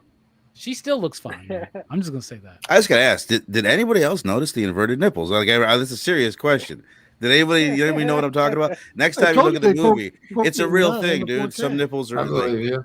the pointy parts. Just like the mud Inside. the belly was button. recorded in nipple vision. I'll tell you what, man. I feel like I could make them inverted nipples vert. I knew a stripper. Okay, she had inverted nipples, and knew she this had was a going kid. there. She had a kid, and that kid, the kid helped with that during It breastfeeding. wasn't your kid, was it, brother? Pop that thing right out. No, not yet. Popped it right out of place. That's what I'm saying, man. It happens. Anybody need their nipples verted? Just let me know. So a baby's nipple on the bottle is designed like that for a reason. Then Yeah, exactly. That's what's going to be on the box of Dylan's horror show. Is if anybody needs these nipples verted, let me know. Oh my God. I love what Fable. I love that you mentioned the part about that the line, because when I first watched the movie, I didn't notice it the second time, but the line about that we're all vampires, like even like the food that we eat, Yeah. like that's He said like, the only that's, difference is the degree. That was Right. the exact line. The only difference is the degree. that's probably So- why vampires stand the test of time, and they've been popular for so long, because it's a part of human nature or animal nature. Plants even are vampires of the sun. Like we're all sucking off somebody else's life force in order to survive. So it's blood I is the never life. thought of Our it like mothers. that, really. Starts my- right in the beginning of the womb. We suck My energy favorite from our mother. line in The blood is movie- the life. That's a Dracula line, right? It's from the original movie, but it's from the original book. Look at all of the ancient, like look at Judaism, like the ancient Judaist, like Jewish people and shit. Like the idea of blood sacrifice. Look at like the other cultures and shit. Like this has been a thing that's understood. Is you have to take to receive. You get what I'm saying? It's weird, man. Yeah. The best line in the movie is when the astronaut dude in the beginning goes, "I've been in space for 6 months, and believe me when I tell you, that's fine." That's perfect. Yeah, He she's spoke from the perfect. heart, man. She's perfect. It's like Bro, tone they it looked down. out. They looked The out on dude her. spoke How is truth she not? power. How is she not in like 8 movies I immediately know after what this? I happened gotta She look can't at after it. speak that. English. Yeah. That's why. It doesn't Really? matter. Is that Talking it? is not necessary. Right. Stuff. He'll be back. Yeah. Maybe he was Uh, offended by all that inverted nipple speech. Maybe Steph wow. has an inverted nipple, and he's Oh. like Nipple he's dimples. kind of self-conscious about it. Good job, guys. So you guys want to get into the rating? Absolutely. Rating. She's in a bunch of European films, bro. I need to check some of these out because you know how European films can be. Oh, yeah. Yeah. Oh, a bunch of TV too. Well, you know how European TV can be. Pretty good. Vern, you want to kick us off, my brother? Yeah, I don't want to disappoint anybody, but There we go. Might as well while we let you Another go low first. score from Vern. overall, I'm gonna go. I'm tempted to go even lower, but I'm gonna go 2.5 because it does have a lot of strong parts that we've hit on. A lot of cool practical effects, visual stuff, and thematic stuff. But I just can't get past the lack of any engaging characters other than Patrick Stewart, who shows up an hour into the film and hangs out for 10 minutes. And if I ever see anything other than complete white hair on Patrick Stewart, I'm thrown off and distracted. So that was the case in this. He was But coming off of. I- He was coming off of that. A couple different movies in the 80s. Doom. Dune and How can you tell when Scarpad's high? I just want to know. He focuses If- on if- dicks and vaginas. If him with different color hair fucks you up, check What out was the it? Dune and what else? Doom. I was looking at I it don't know what else yesterday, he did. actually. Well, I was just gonna say, check out the footage or the picture of him wearing a wig or a toupee for Next Generation when they were testing the fact that they didn't want the captain to be balding. But so they put a toupee on him. There's a picture of it. It's fucking weird, bro. That's always funny to think about. And Just he's like imagine. 45 in this movie, y'all. Leaving him- Just so you Right. know. Leaving him bald was the best decision they made because I agree. my mom, she loves Star Trek, and that's like her boo. Well, He loves Patrick Patrick Stewart's Stewart look because Outside of Like- Cisco, he's the sexiest captain, man. Let's Love be that. honest. Patrick Yeah, Stewart's huh. looked like that since the 70s. He's never changed. Right. My fiance is I go. 27, and she is always talking about Patrick Stewart's sexiness constantly, Mhm. even in like What? fucking Logan and Love that stuff. man. Yeah, she just Yeah, she he's just no loves this Cisco. guy. He's no bald Cisco. I'm sorry. He's What close. the Yeah, when Cisco cut that, like when Cisco went Right, bald went and got bald. the goatee, bro, like And he had season the 3 hawk. and on. Oh my God, my Cisco can get it, man. Let me just say that, okay? He was rocking it, man. But just to wrap up what I was saying, like to me, it's just it's not engaging enough of a film. There's too many slow parts to it to like for me to be really into the whole time. Like overall, I found it pretty boring both times I watched it. But there's enough cool stuff in it that 2.5. Yeah. And I was surprised, dude, because I hear so many good things. I'm really curious to hear y'all's ratings. I got one more I pull think quote I want to maybe get you're not to a this. big Hammer guy too. Maybe watching a director's commentary might open up a little. Right. I'm not saying it'll change. Maybe bump it to a 3 or something. I'm nervous now because now I'm like, fuck, I don't know how much I'm gonna like Hammer films because there's even something I don't want to yeah. offend anyone. There's something to just like all British actors. And I was looking into this. It's nothing against them as a peoples, but there's just less fucking people on that little island. There's only right now there's 65 million people on the island. So just the well that you're picking from, like you look at a series like Harry Potter, that is all of the best actors in the history of that country, all in one franchise. No, it's not. Yes, it is, dude. Yes, on. like everyone in that. Where's Daniel Craig? Where's It's Patrick most. Stewart's not there. Still Ian Lawrence McKellen's not Olivier, there. Come on, yeah. man. It's Yeah. it's like James 60%. James McAvoy, Michael Fassbender. Yeah. Yes. Where are they at? I Very shouldn't good. say it's all of them. I should have worded everyone that's in there Give me is a break. royalty. Martin acting Freeman. royalty. Martin Freeman's not. You're right. He's not. But the rest of them are in Lord of the Rings Right. They were or The busy. Hobbit. Like They the were rest of busy. them. They Are got to see now. One more thing I want to say real Actually, quick not in the is Amazon I got a good version. pull quote. This makes a lot of sense. This is the theme of the movie. Mathilda May can get it, but we got to give it. Heyo. There you go. There you go. So what's your rating? So what was your rating? 2.5? 2.5. Steph, what are you gonna give it, my Let's man? start Or going, do you yeah. have anything else to say, Vern? Steph, what do you want to rate it tonight, my man? I'm gonna. It wasn't a perfect movie, but it was an enjoyable movie. It had its issues. I'm gonna give it 3.69. Heyo. That is, There you go. Hey, Sean, It's very appropriate for it's- this film. I'll say that. 3 points. That's how you give and receive at the same time. Yeah, yeah. That's the Now, my cure to man, That's vampirism. the balance. That's the how- balance. There you go. That's how you get. Hey, Matilda you were May supposed in to the bring end. balance to the force, not destroy it. That's how you get. Can you hear Matilda me, May. Carlson? Fable, my man, what are you thinking?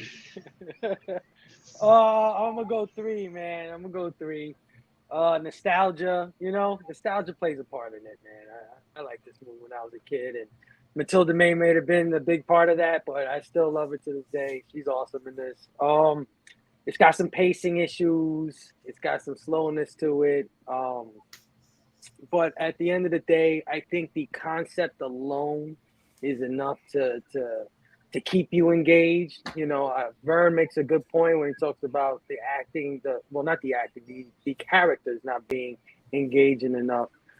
It could have done with a little bit more of Filardo's type of character if it was going for that Hammer kind of thing. But yeah, I think 3 is a pretty good score for this one, man, on the second watch through.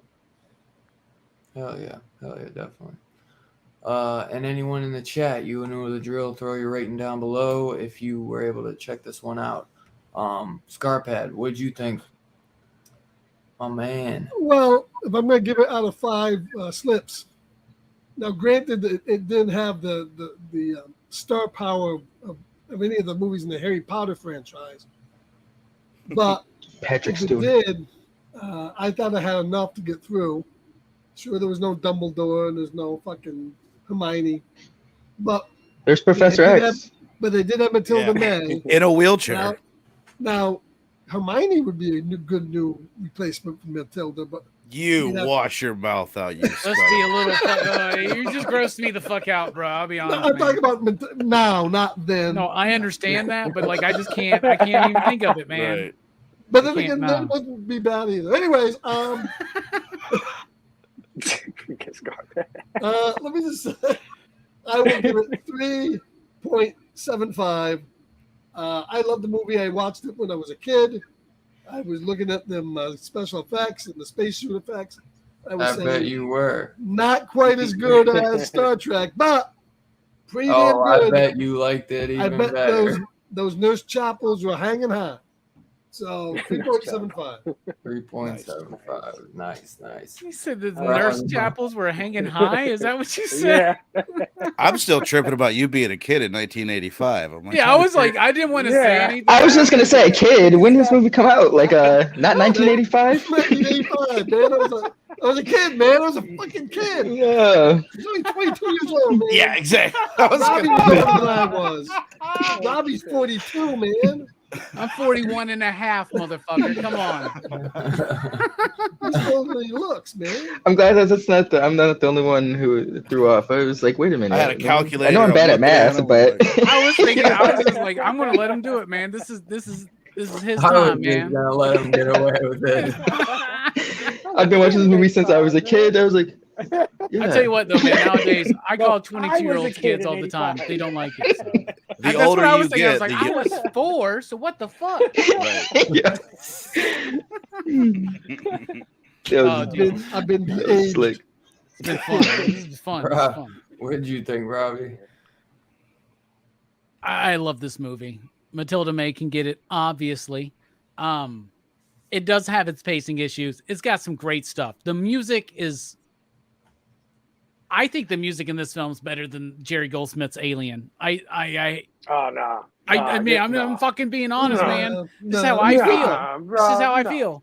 This is how I feel, man. No. Just how I feel. And you know how much I love Jerry Goldsmith's Alien score, okay? So I'm saying that the music really sails it for me. And we always know that our ratings are skewed during Horror Fest a little bit, right? But I think I'm coming up with some honest ratings for my movies this year. And I give this one a 3.5, but I will bump it up because of Mathilda May's assets, as Jelani puts it. A 3.69, I think, is very appropriate for this film, and I think And it it is was worth tastefully it done. to watch. And even though Verno wasn't really completely enamored with it, I guarantee you he will watch this movie again. I can see it.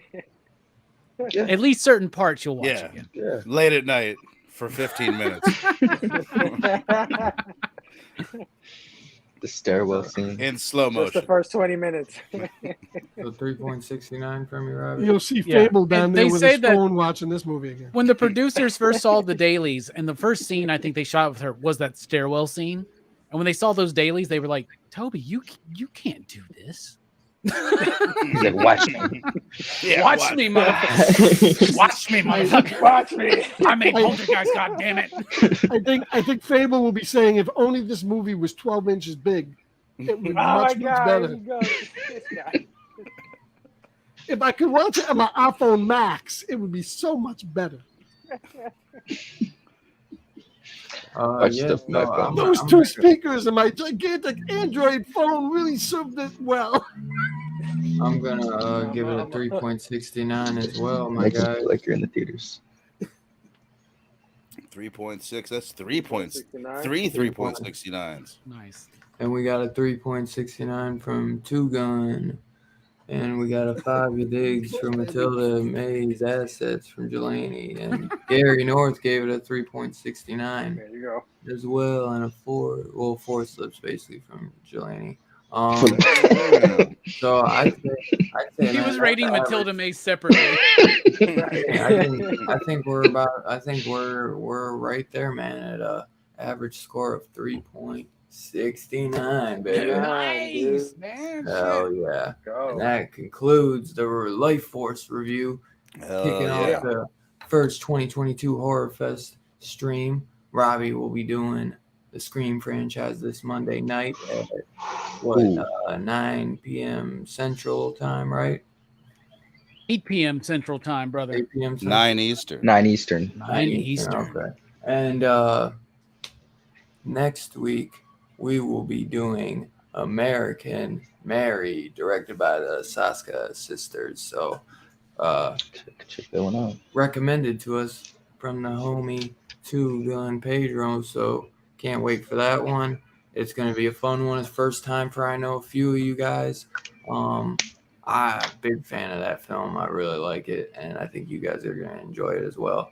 You guys, I got a little show and tell. I got to go grab it. If anyone else It's been has 2 weeks, anything. baby. I got a little something Yeah, that I'd 'cause like I'm to gonna- share. I'm gonna have to wrap it up in a minute. I gotta go do some. We can shit. tell, brother. We've been going. No, I know, man. Yeah, We're good. yeah. We good, man. I'm We just can saying, just tell you're rushing us, man, but it's okay, man. We love you. No, I'm not rushing you. It's $3 movie night. We understand, brother. Oh yeah. Well, What's who's that got job? their show and tell ready? I got ready. Oh, Steph's ready. Oh, Steph, Steph's ready. come on, Steph. Let's go, Let's Steph. go. Yeah, that's it. Stuff. Guys, it's some stuff I already showed off, but I got this I've missed Steph so much, man. a while ago. I got this about a month and a half ago Oh, yeah. for my birthday. Damien. The second best. Yeah, Robbie of Damien, all the time. second. Yes, see, Robbie gets it. Now you. Damian Wayne. Ah. An empty room. Oh shit. Loser? Yeah. I guess the internet didn't agree with me, but I love how I- we know what happens now if someone's soloed. It automatically goes to the first guy and then just goes back to the generic view. I love that. I got this in a few days ago. You guys probably saw me post this online, but I was excited for this. I didn't support the Indigo. I thought it was it's called Plot Holes by Sean Gordon Murphy, but plot synopsis. Oh, dope. Realizing he's a I was gonna say I didn't even know about that, man. That's fucking dope, man. I love CGM. yeah. Anything he writes does well. He's Didn't I only blow you up, recently man? started writing, but there was an internet thing and it Oh, shrinked me down. I lagged out. But it's realizing he's a fictional character inside a novel that's destined to fail. Cliff joins the Plot Holes, a team of warrior misfits recruited from failed novels. In order to survive, they must leap from one book to the next, improving each plot so that the stories can be published, thereby saving Right. each world. But it's got like an anime manga type character, like a sci-fi Jedi type character, a mystical character. That sounds so Um, cool, man. Did yeah. he draw that too? Yep, written and drawn. Holy shit. There you go. Come on, Right, Sean, where you right, at? Send me Scott. that shit, man. I gotta holler at Joe. Be like, hey, man, how do I get a hold of that? Yeah, but Joe knows Sean. I'm gonna use that shit. But I missed out on the I missed out on backing this, so when I convinced myself into buying it off Amazon. It was worth it though. I was happy with the purchase. That's I've been cool. wanting it for a long time, so You just influenced those me. two, Blame just Steph. those two. Blame Steph. Lame stuff. Dude, that's dope, man. oh, Thanks, yeah. sis. Who else? Who's ready now? Who's it? I'm kinda ready. Burn? Kind of ready. Let's see what you Whoa. got. Now, this is the blame Scarpad section, and blame Robbie because Robbie's always talking about this movie. Wear my Hell yeah. T-shirt. Ah, yeah, Sunday party. Never fucking seen it, but I hear Robbie talk about it all the time. Scarpad pointed out that it was $12, so I was like, hell to the yeah. You may have Nah. overpaid by $2, but it's Really, okay. really. Blame Robbie that's section. dope. Nice. This Yeah, is that's so fucking nice. Oh, That looks Yeah, nice. nice Yeah, cream, it looks like man. it feels nice. Nice It back does. to it. It's a Just great- such good great quality, great graphic size novel. book. Now, Robbie, I'm going to ask your permission for this before I continue. Okay. I told you, I just shipped you some VHSs. Just Oh six, shit. Okay. six of them that I picked up. But today, I went to a thrift shop that was going out of business, and they had a whole stack of shit for 40 cents. So Oh, wow. you cool? I'm going to ship these to you too. You Oh probably fuck have. yeah. You probably have half of them. Do you mind if I just run through them real quick? Please though, on here? fucking do, All brother. right. This is in no fucking order at all. This isn't. Okay. I'm gonna at least start with something good. I bet you have all these. I need to see your collection so I know you have. Because I bet I don't, well, brother. whatever he has, you can just give to me. Perfect. Well, let's. Oh, do that. Oh, Yo. yeah, Get baby. out of Yo. there. There you Start- Don't go. have that. Don't have it? Good. Nope. I'm gonna put him in a pile of don'ts and do's. Get off my goddamn plane. Another good No, one. I have don't that get one. off Actually. my I, plane. I do Oh, have you that one. Classic. Yeah. Unforgiven. No, that's my Oh, favorite that's a good Western, one. bro. I figured. My That's a good grandpa one. had that one. I don't know what happened to it though. Catch Oh, it. nice. Oh my God, I don't have that one, man. All right, this is exciting. Ooh, this is a 40 little bit cents, cheesy, too. but it's got a nice place in my heart. Oh my Hey. God. The Flintstones. With John baby. Goodman and Rick Moranis The and first Rosie one. And O'Donnell. unfortunately, Rosie O'Donnell. Don't have that one, brother. She's I don't even okay, have that Betty. on DVD. Betty's hot. No. No. What? Cliffhanger. Oh, Yo. yo. Right. Tell me you grabbed I'm Vertigo creaming too. myself. I don't have that one either, man, but I've jizzed myself 3 You just times. came already. up for 40 cents. The dishes are Oh done. my Ooh. God. Oh, is that Oh no Don't way! tell mom the Hold it up more. babysitter. Yo, Christina classic. Applegate can Yes. I still love get it. that cover. Yes. There you Put go. Christina Applegate in the Lifeforce remake. Come on. I dare you.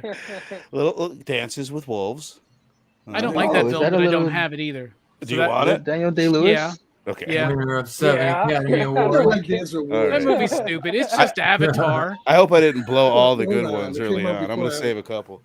This is classic. Classic. Come on. Oh, No, man. yeah. Hell There's yeah. no Big Sister Act. Sister Yeah, I Act. don't have that one, bro. That's Well, what I noticed. Like, That there's is no. a hilariously divine comedy. I Right. agree. You can't find What's like a great 80s ones. sequel? These are all 90s. Like the 80 ones all seem to be. Oh, yo, I love that movie as a kid. The robot in that one was I dope don't as have shit. that one. Horror fans want the good 80s ones.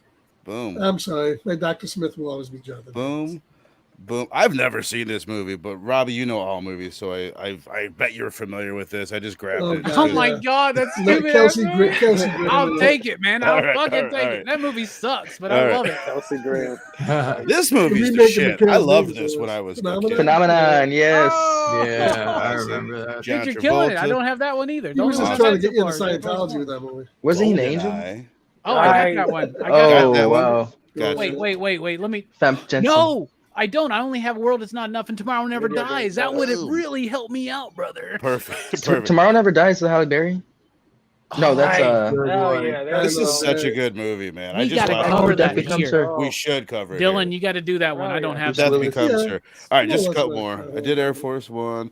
Now it's Arnold. Yes. Yo, that's Arnold's best. Well, not his best, but Look at yeah, that! I Look at know. the back. Yo. That was far from that's far not from his best, but I I love don't that. I have love that. that movie. I don't I'm have the that. Golden If you- Ticket Boy. If That you, little kid in if that you movie, send I that shit want to to me, nuke him. Verno, we're gonna Mhm. be doing that for Action Fest, and you All better be right. there. All right, I will want on for that sure. one. That is the worst kid. Collateral ever. Damage. Oh With the man, Arnold. it's a Collateral. weaker Is that the Arnold one with, film. Yeah, I don't. I don't honestly- have that one. I don't even Collateral fucking know Damage this is movie. good. I know I've seen it, but I don't remember it It's at all. okay. It's like And right then- before What's he the became one the with governor. This, I think this is an underrated fucking Yes, it movie. is. This is It is. badass. Very Like, good movie. I think The Eraser is. The Eraser. That's the one I was Oh, thinking of. This Yeah. is pretty fucking Yeah, good. That's I don't have that one. that's what I got. So I gotta. I think I'll- I have End of Days. for That's a some great fucking reason. stack. That was a good one. Bro. End of Days was Over here. Did solid. you go with a short box? That's There a you great go. stack for 40 Yeah, That's what I Jesus got. Christ.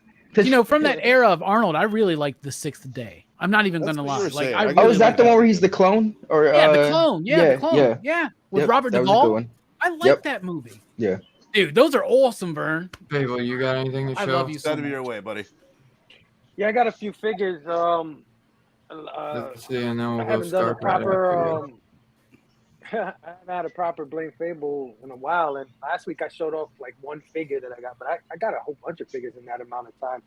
But I don't know if I should take them back because Robbie made me feel bad about my Darth Vader figure last week. I can't unsee the Lord Helmet look at him, but No, that should inspire you, bruh. You got a Darth Helmet figure, man. That's awesome. so yeah, I picked up some more Transformers figures, and I got like some really key ones that I really wanted in my collection. First off, I'll start with Sludge, the one of the nice. Dinobots. Hells yeah. This is now the third Dinobot that's got released, and they're like really big Oh, robots, wow. which is awesome. So yeah, got this guy. I love anything that I can get out of the '86 movie. So I finally got this guy. This guy is a big part of that movie for me. I love this scene. This is Blitzwing. This guy was the guy that was going to he shoot looks down dope. Rodimus, and then Cup came and saved the day. He's a triple changer, turns into a tank and a plane. He's freaking awesome. It's dope. Love him. Mm-hmm. Also got this big guy. This is Motor Master. That one's cool. Train, man. Mack truck. So this guy is one of the combiners. So not only does he turn into that little robot right there in the truck, but if you combine him with his other 4 guys, he turns into a Metasaur. Oh, that's dope. awesome. Awesome. Yeah, definitely color. happy to have this guy. I got this little guy who, F you Hasbro for making this a Walmart exclusive. As I always say with these Transformers, it's always the little ones that are hard to get, and Cosmos is definitely in there. But I definitely happy to have him. This guy's hard to get. I don't have any Walmart, so I had to go online for this guy. But I found him and I got him. So there's happy not to have room him. for a Walmart in the Bronx, is there? No. And then lastly, I got this one today. Now, I usually try to stay away from anything outside of Transformers, honestly, because I can't afford it, to be real honest with you. But every now and then I see a figure that I gotta have that's not Transformers, and I got this guy today. Oh, I'm so dude. happy to have him. Oh, nice. Yeah. Ooh, Dude, I saw that. I don't know if yeah, it was dude. you online, but that looks dope. I would love to have that. The I Venom didn't is even know sick as they hell. had that, bro. Hell yeah. Yeah. Dude, the Donnie wings Cates are must be crazy. proud as Yeah. fuck, bro. Yeah. How Could you Oh, could you man. imagine how many they would have sold if they would released that like a year and a half ago? Right. Dude, How is it? Is it rude to ask how much that is? Because I want that fucking probably like whole 60. figure. This is 80. Nice. How dude. much? That's sick. 80? 40 a figure. Yeah, but these are Damn. over. Oh, it's got the wings too. Yeah. Yeah. it does. These guys So are are you opening regular that? 6-inch. Is it like I statue have to. size? Or I have to because I got into Pose? Hasbro started doing no Hasbro. I don't know if you noticed with all these boxes, none of them They have don't have windows. on it. Windows. Have No windows. windows. Oh. It sucks for Yeah, I display noticed. I guys. noticed Yeah. Marvel Legends been doing no windows. Yeah, I hate that. Hasbro is Yeah, trying to save money on plastic, which we all know that there's They can do that with biodegradable all the Star plastic Wars stuff too. materials. So Right. I had to open all of these toys because when I follow some guys online that review the toys and stuff like that, and there's been some QC issues. Like there's one that the head comes without Yeah. one of the eyes colored or something like that, or one It that could came just with be 2. broken inside Yeah. the box too. What Yeah, if it's You an wouldn't empty even know. box? Wow. Yeah, or you could open it up. It could be a strawberry Right. shortcake figure or just a bunch I of mean, spiders. that's Yeah, Exactly. I'd probably keep Is a that strawberry one hard to shortcake get? figure though. Let's be honest. Is that one? And Is with that this selling guy- out right now? I don't know.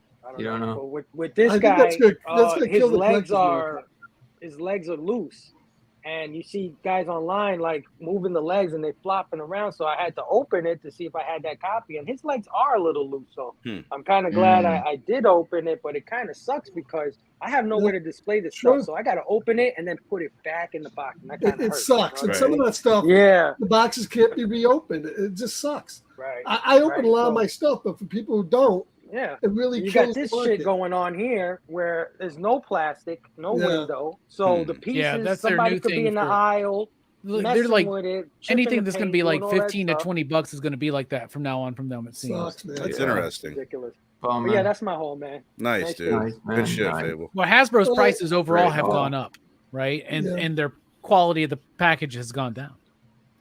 All right, we'll go real quick. They got this came out this week. Commandy, Jack Kirby. This is one of my favorite. Oh, yo, books. nice. One of my favorite books from the '60s. There, this is all 20 of the first run It's from the of 70s. Commandy, and it's a soft Oh, trade dope. paperback. It's from the 70s, from That's when you nice. were a 70s, kid. yeah, 70s when I was a kid. When I was smoking too much weed. All right, we'll go through these very quick. I got a Mad Max trilogy. Fuck Anthology. yeah. 4K. Yeah. I- Oh, nice. Okay, Tell me now, you have Fury I- Road. When this first came Fury out, Road's on it there? was fucked up. The soundtrack wasn't good, so they had to replace them. So I waited. So these, and it just dropped in price. Yeah, Fury Road is on here. Nice. It's on all 4 films with Dolby Atmos. The That's sound a with good- Road Warrior that's a is good pick, phenomenal. Does it have the black and white Fury cut? Road. It does not have the black and white cut, which is why I'm going to be saving my original Blu-ray box because it does. Nice. Just came out, one of the top giants of the movie industry. Of course, I'm talking about The Incredible Melting Man gets a dude, slipcover release from Vinegar Syndrome, I want that. and I it don't just even own came the out. regular Blu-ray for that one, dude. Just came out this week. Yeah, I have the Shout. There's You have the disc. shout? Yeah. I never got that shout, And man. it seems like all the boutiques have adapted going to a black. I guess they're all black for 4K, and they also do the black for the Blu-ray as well. Yeah, they say So once this- you go black, you don't go back, man. That's right. And you got really nice thick Yeah, slipcover. they on do these, great so. slip covers. Incredible They do. Melting Man. Vinegar Where's Syndrome my- has the best slips. I hear where's my that- I hear crackers, that. man? Where's my I hear it soup looks crackers? great. I saw a review and they said it looks gorgeous. Also out this week, I got the poster and the set. The Fog 4K Nice. steel box just came out this week. Very cool. I did cover. have this in a version from Europe, which maybe I'll send to Dylan now since I don't need it any longer. Getting them scar pad scraps, baby. Special Hey, effects. those are good scraps. Yeah, I'll take them. That's the same book just came I'll out this take week. some Scarpet. Yeah, You're gonna send them. You're gonna Check send them the over hairs here. from your former beard. Yeah, I saved it. It's my ZZ Top tribute box. That's gonna be the packing material. don't In the say book. There's my lust for a Vampire. There's some good nudity in this. Bruh, is that the part of the whole trilogy with Vampire Lovers? It is Vampire Lovers Yeah, and the Lust for a people were telling me Vampire. about that. I've only ever seen Vampire Lovers, so I got to check out the other two ones. It's Lust Another for a Vampire really- and Twins another- of Evil, right? Twins of Evil's the other Yeah, one. Twins of Evil is Nice. the third one. I also watched this week. This is great. I love this. I never saw it before. Blood from the Mummy's Tomb. It doesn't have the cast of a fucking Harry Potter movie, but It is a Hammer film, though, right? it is a Hammer film. I've only ever It's seen got- the first Mummy, man. It's got a girl with tremendous jajas on it. Looks And, like no, Mathilda it's- May Sr. right there. This was actually based on a Bram Stoker short story. It's an interesting movie. Is it based on Carmilla? Oh, the Mummy one that he did. Yeah, the Jewel of Mummy. Jewel of the Seven Stars. Yes. This is coming soon, but this came out this week. Dog Soldiers in 4K from Shout. Hey, Now, we're they do- doing that one soon. That's right, and they Like do in a also month. have a really nice European version of this with a thick, heavy box and books and all sorts of shit. And I'm more not a huge Goblin? fan of it. It was like $50. This was like 20. So I went Yeah, with just it. wait till you see the Argento cut of Dog Soldiers. It's wild. I can't There's all remember kinds good, of another thick- good one we're reviewing, dog. All kinds of thick I boxes. finally, in I Europe. finally picked this up because I'm not a huge fan of this film, but it was $13, and that's of course Halloween Kills. Nice. Oh, I just grabbed that too. Evil dies Finally. tonight. Evil No. dies tonight. These couple Hammer films came out from Second Sight, another boutique. This is the box set of Frankenstein and the Monster from Hell. And I watched this movie this week. This is the goriest Frankenstein and probably the goriest Hammer film I think I've ever seen. Lots of gore, some titties. Peter Cushing, this is his last performance as Frankenstein, and he was phenomenal in this movie. Really good. I also do have the Shout Factory with this. Maybe I'll go to Dylan or somebody soon. Really good. This is the box set. Comes with a nice book in there that tells you about the movie. I remember watching that on AMC's Fear Friday, man. Also came out this week from Second Sight, Christopher Lee's Mummy. Ooh, Watch that one, yeah, obviously. And that Second same Sight thing does just some great comes stuff. out with the disc and the book. Yeah, Second Sight does some of the best Who did collections.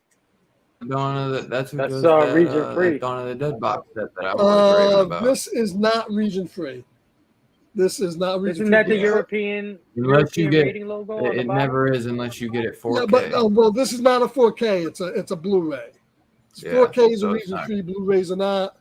I sent Dylan a region free player this week, so hopefully he'll start buying some of these. Oh, nice. That's cool. And this is a good. Obviously, the stuff they make overseas is just better collector's quality. There's an Australian Saw thing coming out. I don't know if Yeah. you saw it. It's a edition. Yeah, with the fucking bear claw. Yeah, Dude, there's only yeah. 1,500 of It's like those made. I'm 400 thinking, it's like 400 bucks. fucking like $500, $400. and it's like Oh, fuck 80 that, But then, you never know what? mind. They cheaped out and they only put the first 4 movies out in 4K, and the rest of them aren't. So they didn't have their heart in it. So I'm sure we're gonna I get got- something when they release the new one next Saw, year. Jigsaw, and then Yeah. Spiral. I think that's all, and then the rest are Blu-ray. I picked up some TV stuff. Ren and Stimpy, the collector's edition. Ooh. This has all five. Nice. All five seasons. Sweet. Is that one of your scraps, Scarpad? Is that a scrap? No, I just picked it up. So it's that uncut. It's of course, unfortunately, they've also put in the party version, which man, that show sucks to this day. I don't want to hear about. Anyways, so here we Don't go. whiz on Stimpy, the electric fence. collector's edition. Powdered Then Toast Man, I picked up. Powdered this Toast was on Man's my sale. jam, bro. I picked up the full season Blu-ray set of the Incredible Hulk, the complete Oh, series. man. I want everybody to know Lou Ferrigno's a dick. I just want everybody to know that, okay? That's I don't know. believe It's complete More like- fucking a-hole, man. All right, so he came out. Also, Show's great. Show's great though. Show's great. You know, Guys- Scarpad, you guys are talk about douchebags. my BCW boxes. You could get buried in Blu-rays, bro. Right. Picked up the complete series of the $6 Million Man on Blu-ray. Let me tell you, That's this a is show that was out when you were a kid. that's right. I was only like 10, and I was. So this is a great show. Of course, fighting the robot, fighting the Bigfoot. This is the best the show has ever looked on disc. I sent Dylan my backup, so sorry, Dylan. But this show does look really good. And of course, I can't be sexist. I had to pick up. Just came out this week. The Bionic Woman to go along Nice. with that. Oh yeah. I like that one more than the Bionic Man. Oh yeah. Well, hey, why not? I hope you do. And this also had Max the Bionic Dog in it. So you realize this is the first show ever to be on two. This was on two networks. Started on ABC, went to NBC, and Oscar Goldman, Richard Anderson was the only guy up until not too long ago that was on two networks, two nighttime shows at the same time. And finally, the deal of the century will never happen again. Game of Thrones on 4K and Blu-ray. Yeah, Amazon decided for some reason put on sale for $99. Yeah. And I picked it up. I didn't think I'd buy this, not at $200, but $99. I forgive him for the 8th season. It's pretty sick. It's cheaper than the Blu-ray set. Dude, It's they got nice. Batman the animated series of the whole complete thing for like 40 Yeah, I picked up that Sick, Batman dude. animated series. It was like 20-some bucks, bro. I picked that up like 2 months ago. Yeah. I gotta get the Batman Beyond though now. So I would buy again, that. though, Scarface. If I couldn't watch it for free streaming, I would fucking buy it. And I get so pissed when I buy stuff that's Nah, streaming. you gotta buy that. That's I know, but it won't I always get be it. streamed. It won't always Yeah, be streamed. Yes, it will. It'll always be on HBO forever. It's not depending on how good of a TV you have. Streaming But look will at all never the match. bullshit HBO's 4K going through with Blu-ray. Warner Brothers and Discovery Yeah. now owning them. Some things you just need Fair enough. physically, man. There's just some And things. dude, you and need, that's you know? worth it, dude. That mean- show is fucking incredible. Fuck yeah. I'm sure I I am got to do so a rewatch pissed. of this. So I wish I pulled the trigger when he messaged us and said Yeah. that was that cheap. Because, dude, for 4K Yeah, me too. for that show, it's worth it. Hell yeah. well, not only that, Yeah. but I think that this came with a digital code, which I gave Dylan. Yeah. to For some watch. reason, I don't know if the digital code comes And- with 4K. I think it's just regular 1080p. I mean, even if you bought this digitally online, it's like $50. Oh, So, yeah. I mean, Easy. Yeah, but it depends on your player because if you're doing it through, like, let's say Apple, for instance, it scales to 4K. It scales automatically to your screen, so it doesn't even matter what. well, yeah, version but you're talking about. upscale 1080p and actual 4K. Is No, not I don't mean the it same upscales the resolution. I mean it gives you the 4K version if you have a 4K TV. thing. Oh, yeah, I It'll know. give Yeah, you yeah. the Mhm. yeah. Oh, yeah, Yeah. absolutely. Yeah. I mean, do you guys think If you that have a like buying 4K Game of TV. Thrones though like approves You of the ready, way that Robbie? show ended? Like, yeah, I'm ready. What's Well, that? I mean, Like, I mean, I'm just gonna say, do you guys really like? Everybody wants to talk about Game of Thrones, but like everybody hates the way it ends. So like, is it really Yeah. that good of a show? Let's be I- honest. well, I mean, That being said, some House of people- Dragon. It's about the journey, not the destination. It's about Yeah. the journey. Yeah. Lost Yeah. ended Yeah. bad. And I House hate of it. Dragon's looking really promising. I know. Dude, I'm House 2 of episodes Dragon's in. I'm shit. loving House of the Dragon. Fucking I'm love loving. it. I'm loving it. I didn't That's the actually- show I should be doing an after show for instead I of thought the She-Hulk. same thing, brother. Yeah. I'm like, dude, Robbie should be doing. I I'll We just keep say, picking the it's wrong shows, You man. should. 95% of the She-Hulk is show is gold, bro. brilliant, or Yeah, I not, mean, maybe I didn't 92. detest the ending. It wasn't horrible. Yeah, I dude, kinda the show figured- is still brilliant. It's I dude, kinda I figured hate the the girl All right, was man. I didn't mean to right. start this, bro. I'm sorry, man. I'm sorry. I was just making a joke, man. We should at least do an episode, maybe Game of Thrones one And day. it's better- Bonus it's better episode. Well, I haven't than seen the last. I've 2 or been 3 rewatching seasons, I shows- guess. since a lot House of of shows Dragon. end I've been bad. rewatching Game of Thrones. I'm addicted to Game of Thrones. Like, All right, Fuck man. yeah. I'm so sorry, y'all. I should have. I haven't made it back to the last season yet. But dude, just get one season doesn't change how incredible the last 7 are. And season 8 is still It's awesome not horrible, but it's in its own way. It just, it was a letdown. It shouldn't have ended. Robbie, what do you got, my man? All right. Well, I didn't get anything new, but I do want to show off my Tobe Hooper movie collection. So there's my Lifeforce on VHS, Ooh. which I think is super cool. Yeah, man. I can't wait to.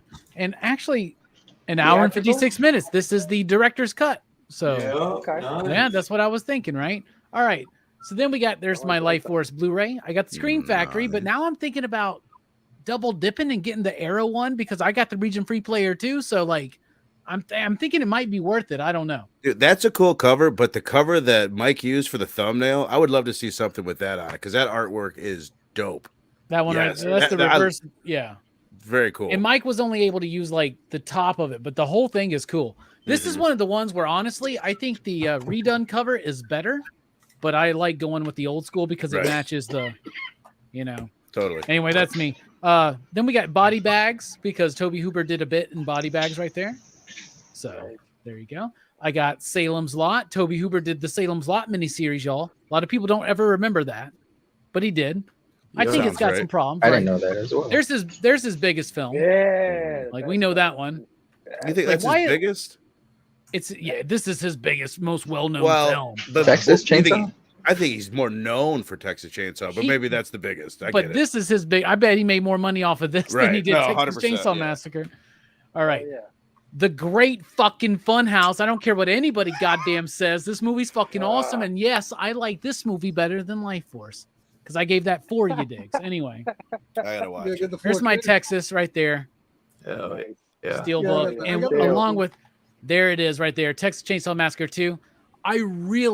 This is all I have. I really, really want Invaders from Mars. I think that's an expensive one now, but maybe I Dude, need to it's look like at the over European. $100 for that. I need to look and see if there's a European release or something. Maybe there is. Yeah, Kino might do it. Yeah, there is. You can get it for like $20. Yeah, so I need to get that because Invaders from Mars for me is essential, and I do You want to can get the get the Mangler DVDs and too, Toolbox though. Murders, and there's a few. I've never even seen Eaten Alive. So. I have the Toolbox Murders on DVD, and I have the Invaders from Mars on DVD as well. Nice. That But that's was all all I you got. had? I just wanted, Toolbox just I came just wanted to out show on, off my Tobe Hooper Toolbox collection. just came out on 4K too. That was the original one, though. I think. I don't think that's Hooper's. Yeah, So, that's the '70s one, right? That's like a parody of Texas. Oh, Chainsaw. okay. got the I didn't realize 4K you Slip? read it. Life Force with the slip. The Yep. slip. Is I that wanna an do- inverted slip? Ah, dude, I wish. Yeah. You can almost see the inverted. You get inverted.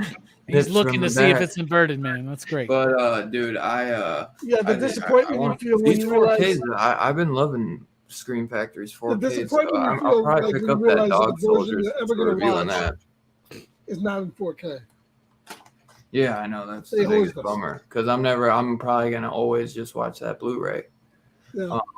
Actually, I always will, so that's the biggest bummer. But at least I have the director's cut on one single Blu-ray instead of like the theatrical and director's on one disc. Right. I got this, but I gotta send it back because a couple of the discs are messed Nice. up. And they ain't really? sent me the slip. Oh, they're missing, you said?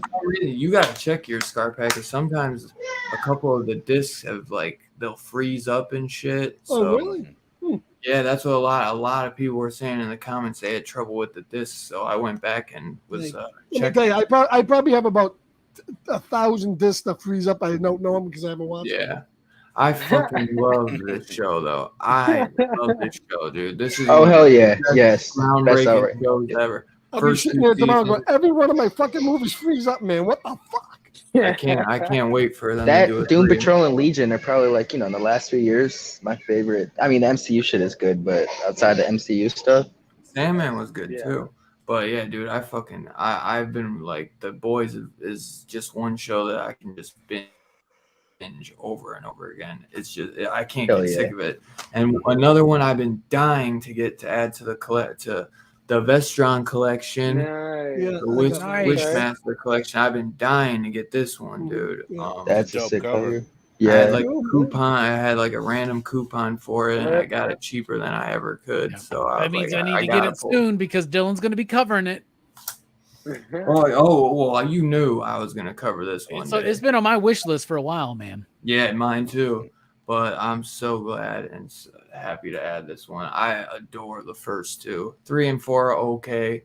They're if I'm going through, like a binge on them, but I don't really watch those that much. I've seen them a few times. And I got a freaking big package from Scarpet. Oh, shit. Oh my fuck. god. So He was pruning his Blu-ray he collection. gave me a bunch of scraps. I was pruning. And, That should be the name my- of your YouTube Dude, channel. why did you put your hair in here? I put little pieces of my anatomy in a box for you to go. Oh, God, it's a little. Nice. Batman He actually now, put his yo. 80s Yo. This That's is dope. what is That's that, awesome. PX, His 80s bush he's been holding on for 30 years. limited to 5. It's coming back. It's coming back. Dude, I love me some Batman. I bet Beyond. Scarpat's got an 80s bush right now. Fuck, I think I've got one right now, to be honest with Well, you. not no more, I'm dude. You just golfing shaved, smooth. man. Relax. Man, Golfing just smooth, shaved. baby.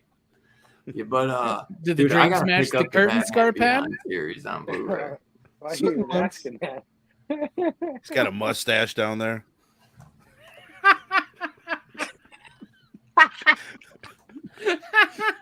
Yo.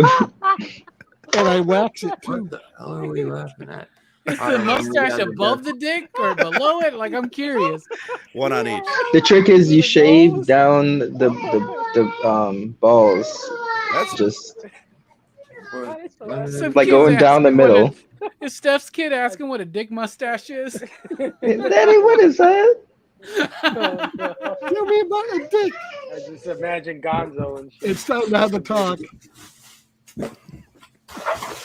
Dylan's like, I remember when my I'm trying to dad do sat something down. serious right now, y'all. I'm y'all gonna do what you want anyway. You try and get through all that, I'm trying to get through all that scar bush right there, man. Well, they said that. The Doctor Who collection. Ooh. Nice. Okay. I'm not sure if I've ever heard of this one. Who is in this? Is Peter that Cushing, freaking Peter baby. Cushing? Yeah, BBC, baby. Oh, that's the movie, right? The Yeah. Doctor Who and the It looks Daleks or like whatever. Doctor Who and the Daleks. I never knew that Peter Cushing was the Doctor ever. That shows. Well, only in the movies. Okay. Yeah, it looks like a 3-pack. Yeah.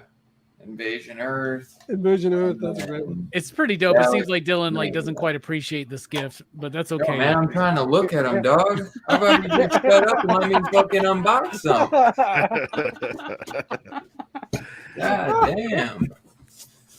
If I could get through an unboxing without y'all up in my grill. All right. $1 Million Man. What is it? That was my previous $6 million man box set on DVD. Yeah. That was a It's a $200. pretty That was a damn good box set, $200 though, man. box set when it came out. Holy Dude, that's shit. a nice ass Yeah. box set, dude. And do you see that thing in the left-hand corner? See Yeah. that thing in the corner? If you Yeah. stick a battery in it, a watch battery, it'll go, we can build them better. When you open the lid, it talks to you, we can build them better, faster, That's awesome. stronger. Really? Yeah. We But have it's the good. technology. The battery's shit, dead. dude. It's got the lenticular Timeline. slip too. You're gonna have to send him a battery, man. Yeah. Look at that lenticular slip. Look at him. That's run. cool. That's awesome. Shrug Yeah, them dude, shoulders. that's a sweet dude. That's a dope ass DVD set. For sure. Honestly, man, Scream Factory, they kind of I mean, I know they did probably a great They've got scan you- on it, but that's a nice little box set. Dude, that's a thick. That's pretty Yeah, it thick. costs $21 to ship that motherfucker. Shit, I know, man. I saw it was like fucking 15 pounds. Scarpat, if you could just let Dylan get through this unboxing, please. Hey, no, he's a lot of. I've never been scolded by Dylan, He man. I wasn't- feel He bad, man. wasn't, He wasn't being mean to me, man, like you. I'm gonna go sit in the Yeah, corner. he's mean. Robbie's mean. Don't Go sit do in the that. corner, Robbie. I'm just kidding. You know I love you. There we fuck go. all y'all, Woman I'm out. Season 1.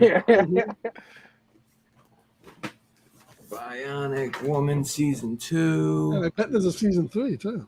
I don't know. Is That it? would be crazy. If you That could just would let be him it. get through the Oh, fucking box I art know. there.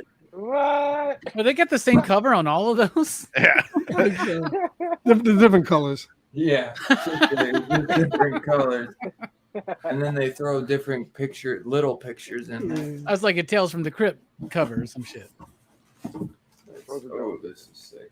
The Best of Bud Abbott and Lou Costello, Volume 2. Oh shit! And boy Oh, slip. yeah. You got them boy slip on there. 8 movies on here. Nice. Those You are know, I cool love box me sets. some Abbott and Costello. Oh, this is sick. The Ren and Stimpy Show Uncut.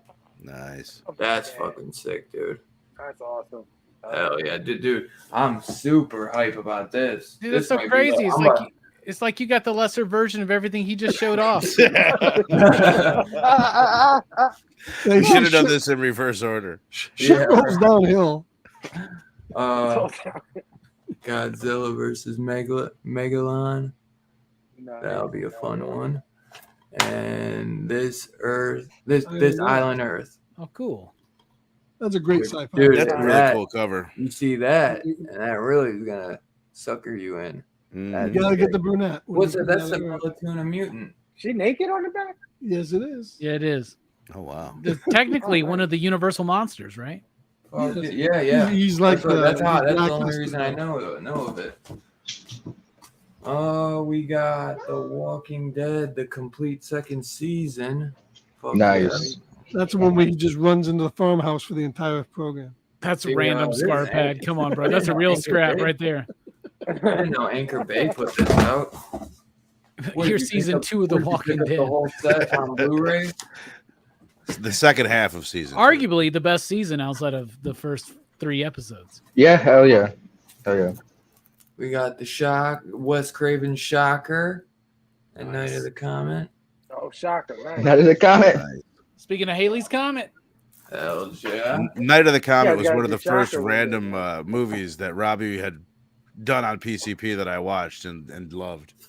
And we got Buck Rogers in the 25th century. cool. Elite series, baby.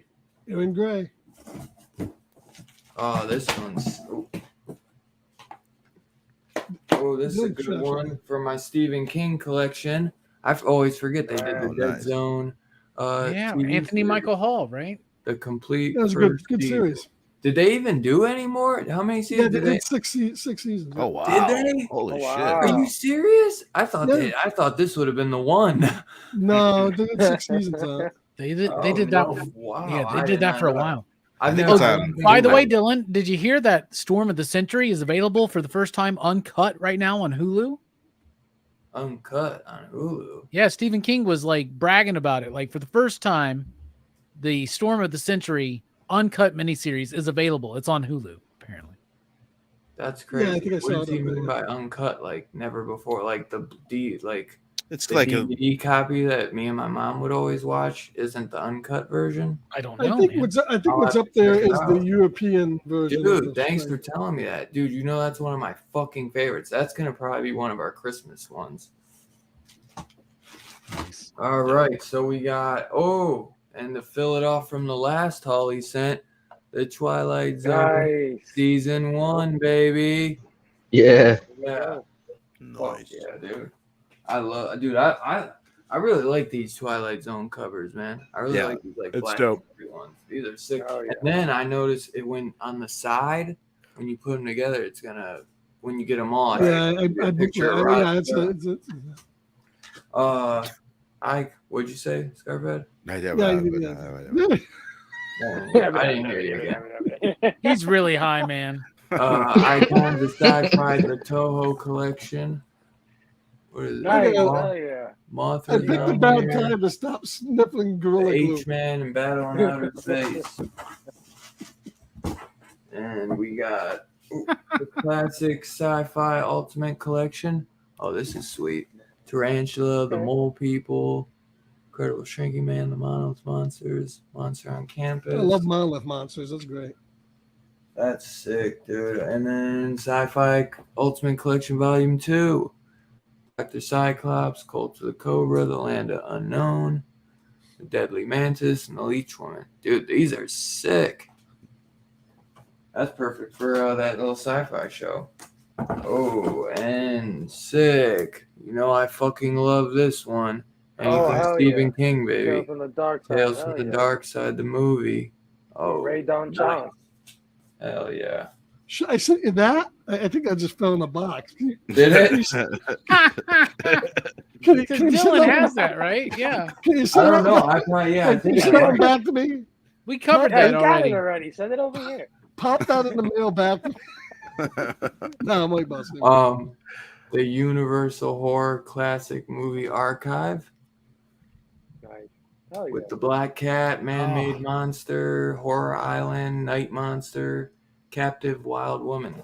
That Black was- Cat's one of the best Universal Yeah. horror films, man. I was gonna say Better that's hold the on. one. All of Which that one? stuff. Captive Wild Woman? Black Cat. Oh, okay. Cat with Boris Karloff and Bela Bela Lugosi. David Lugosi. Manners. Come on, man. and oh, this is cool. I've never seen it. Olive Films, Invasion of the Body Snatchers, the original Nice. one. Nice. That's a great. Invisible I've been Man. made. That's Yeah, on the dude. list, man. Yeah. love I that think. movie Oh, so with much, the man. slip. I think all the Yeah. versions are pretty good too. Look at that. It was not even open. Right, not even open. Hell yeah. That's the one that Joe Dante's playing in is it Gremlins, right? What was that? Yeah, and dude. In Gremlins, they're playing legendary. Invasion of the Body Snatchers with Kevin McCarthy, I believe. That version. Dude, Anyway. fucking legendary Scarphead. Thank Hell you, yeah, bro. man. Plus, as I said, I sent Dylan a Region B player. So if you guys got Oh, any yeah, dude, movies I got Region it. B to send to Dylan, he'll take those. Where did I put the box on? Because I finally set it I got up. a Region Yeah. B player too, so if you have any extras, you can send them to me. As I've well. got an Xbox, so I don't know what that takes, but Yeah. I'll- That takes Send me nothing the- now. In fact, what we Send should me do is shit. take these movies, cut them in sixths, and Okay. send a piece to each of Yeah. us. And when we gather together, we can finally watch them. be like, hey, what happened in the second act? There you go. Fill me in. That's a player. It's a little LG region free player that's Scarphead. LG is Yeah. living large, baby. Dope, man. Hell yeah, living good, baby, living good, living great. I just want to say, So- while this may look like a vape pen, it's actually super glue, Gorilla Glue. If you're at home, don't use this like you would a vape pen. Hell yeah, dude. Well, dude, great show, guys. Dude, this is fucking awesome. Next week we will be doing American Mary, directed by the Saska sisters. Make sure you're there this Monday on Pop Culture Philosophers to do be there while we review the entire Scream franchise. You will not want to miss it. I guarantee it. Wish I It'll could be 12 do that hours one. long, probably. That one. Yeah. It's Nah. going to be a great fucking Robbie show. keeps Okay. it rolling on those franchise reviews. To make it even more exciting for people. Like we're gonna have a great panel, but Brooks has only ever seen Scream 1. Shut the fuck up, Yes. bro. I haven't seen a lot of those movies. Scream either. 2 is the best one, isn't it? I only seen. I don't know, man. You Have could make seen that 4 argument. lately? Have you seen 4 lately? I like 4. Yeah, I was gonna say 4. That was a good. Dude, I I know love 4. Scream 5 is wasn't good. too hot. I fucking 'Cause I had be no a fun faith in time. 4 at all. That's either gonna be when a it came good out. show because there is a conversation to be had there and a debate to be had About which is the best. the rankings. Because you could go, Yeah. I would respect anybody's ranking almost any of those in any Except for order. 5 at number 1. No, I'm just kidding. I'm just, Y'all, That's we're gonna just be a getting good one. started. 5 was Look at that fucking list. horrible, man. Look at that list. We're just getting started. Dewey here. wasn't awesome at 5. Blow them up. Yeah, never mind. Because you can't Well, really see yeah, it. there you go. Boom. There you go. Dewey got punked, man. Hell yeah. Also, tomorrow night on Rock and Robbie Live, we're going to be putting together the Horror Fest poll. So you definitely want to be there because we're going to have 10 movies picked to go on a poll. The winner will be reviewed on PCP Movie Night. Awesome. Fuck yeah, man. Make sure you're there. Make sure you come check us out Monday night. Make sure you're back here Saturday night to check out American Mary. We appreciate everyone who came tonight, hung out for week 1 of 2022's Horror Fest. Like Robbie said, Peace. it's only the beginning. Horror Fest. And even once it ends, it never really does end. So we love you guys as always. You guys are the best. And we'll see you guys next time. Have a great rest of your weekend. Peace out.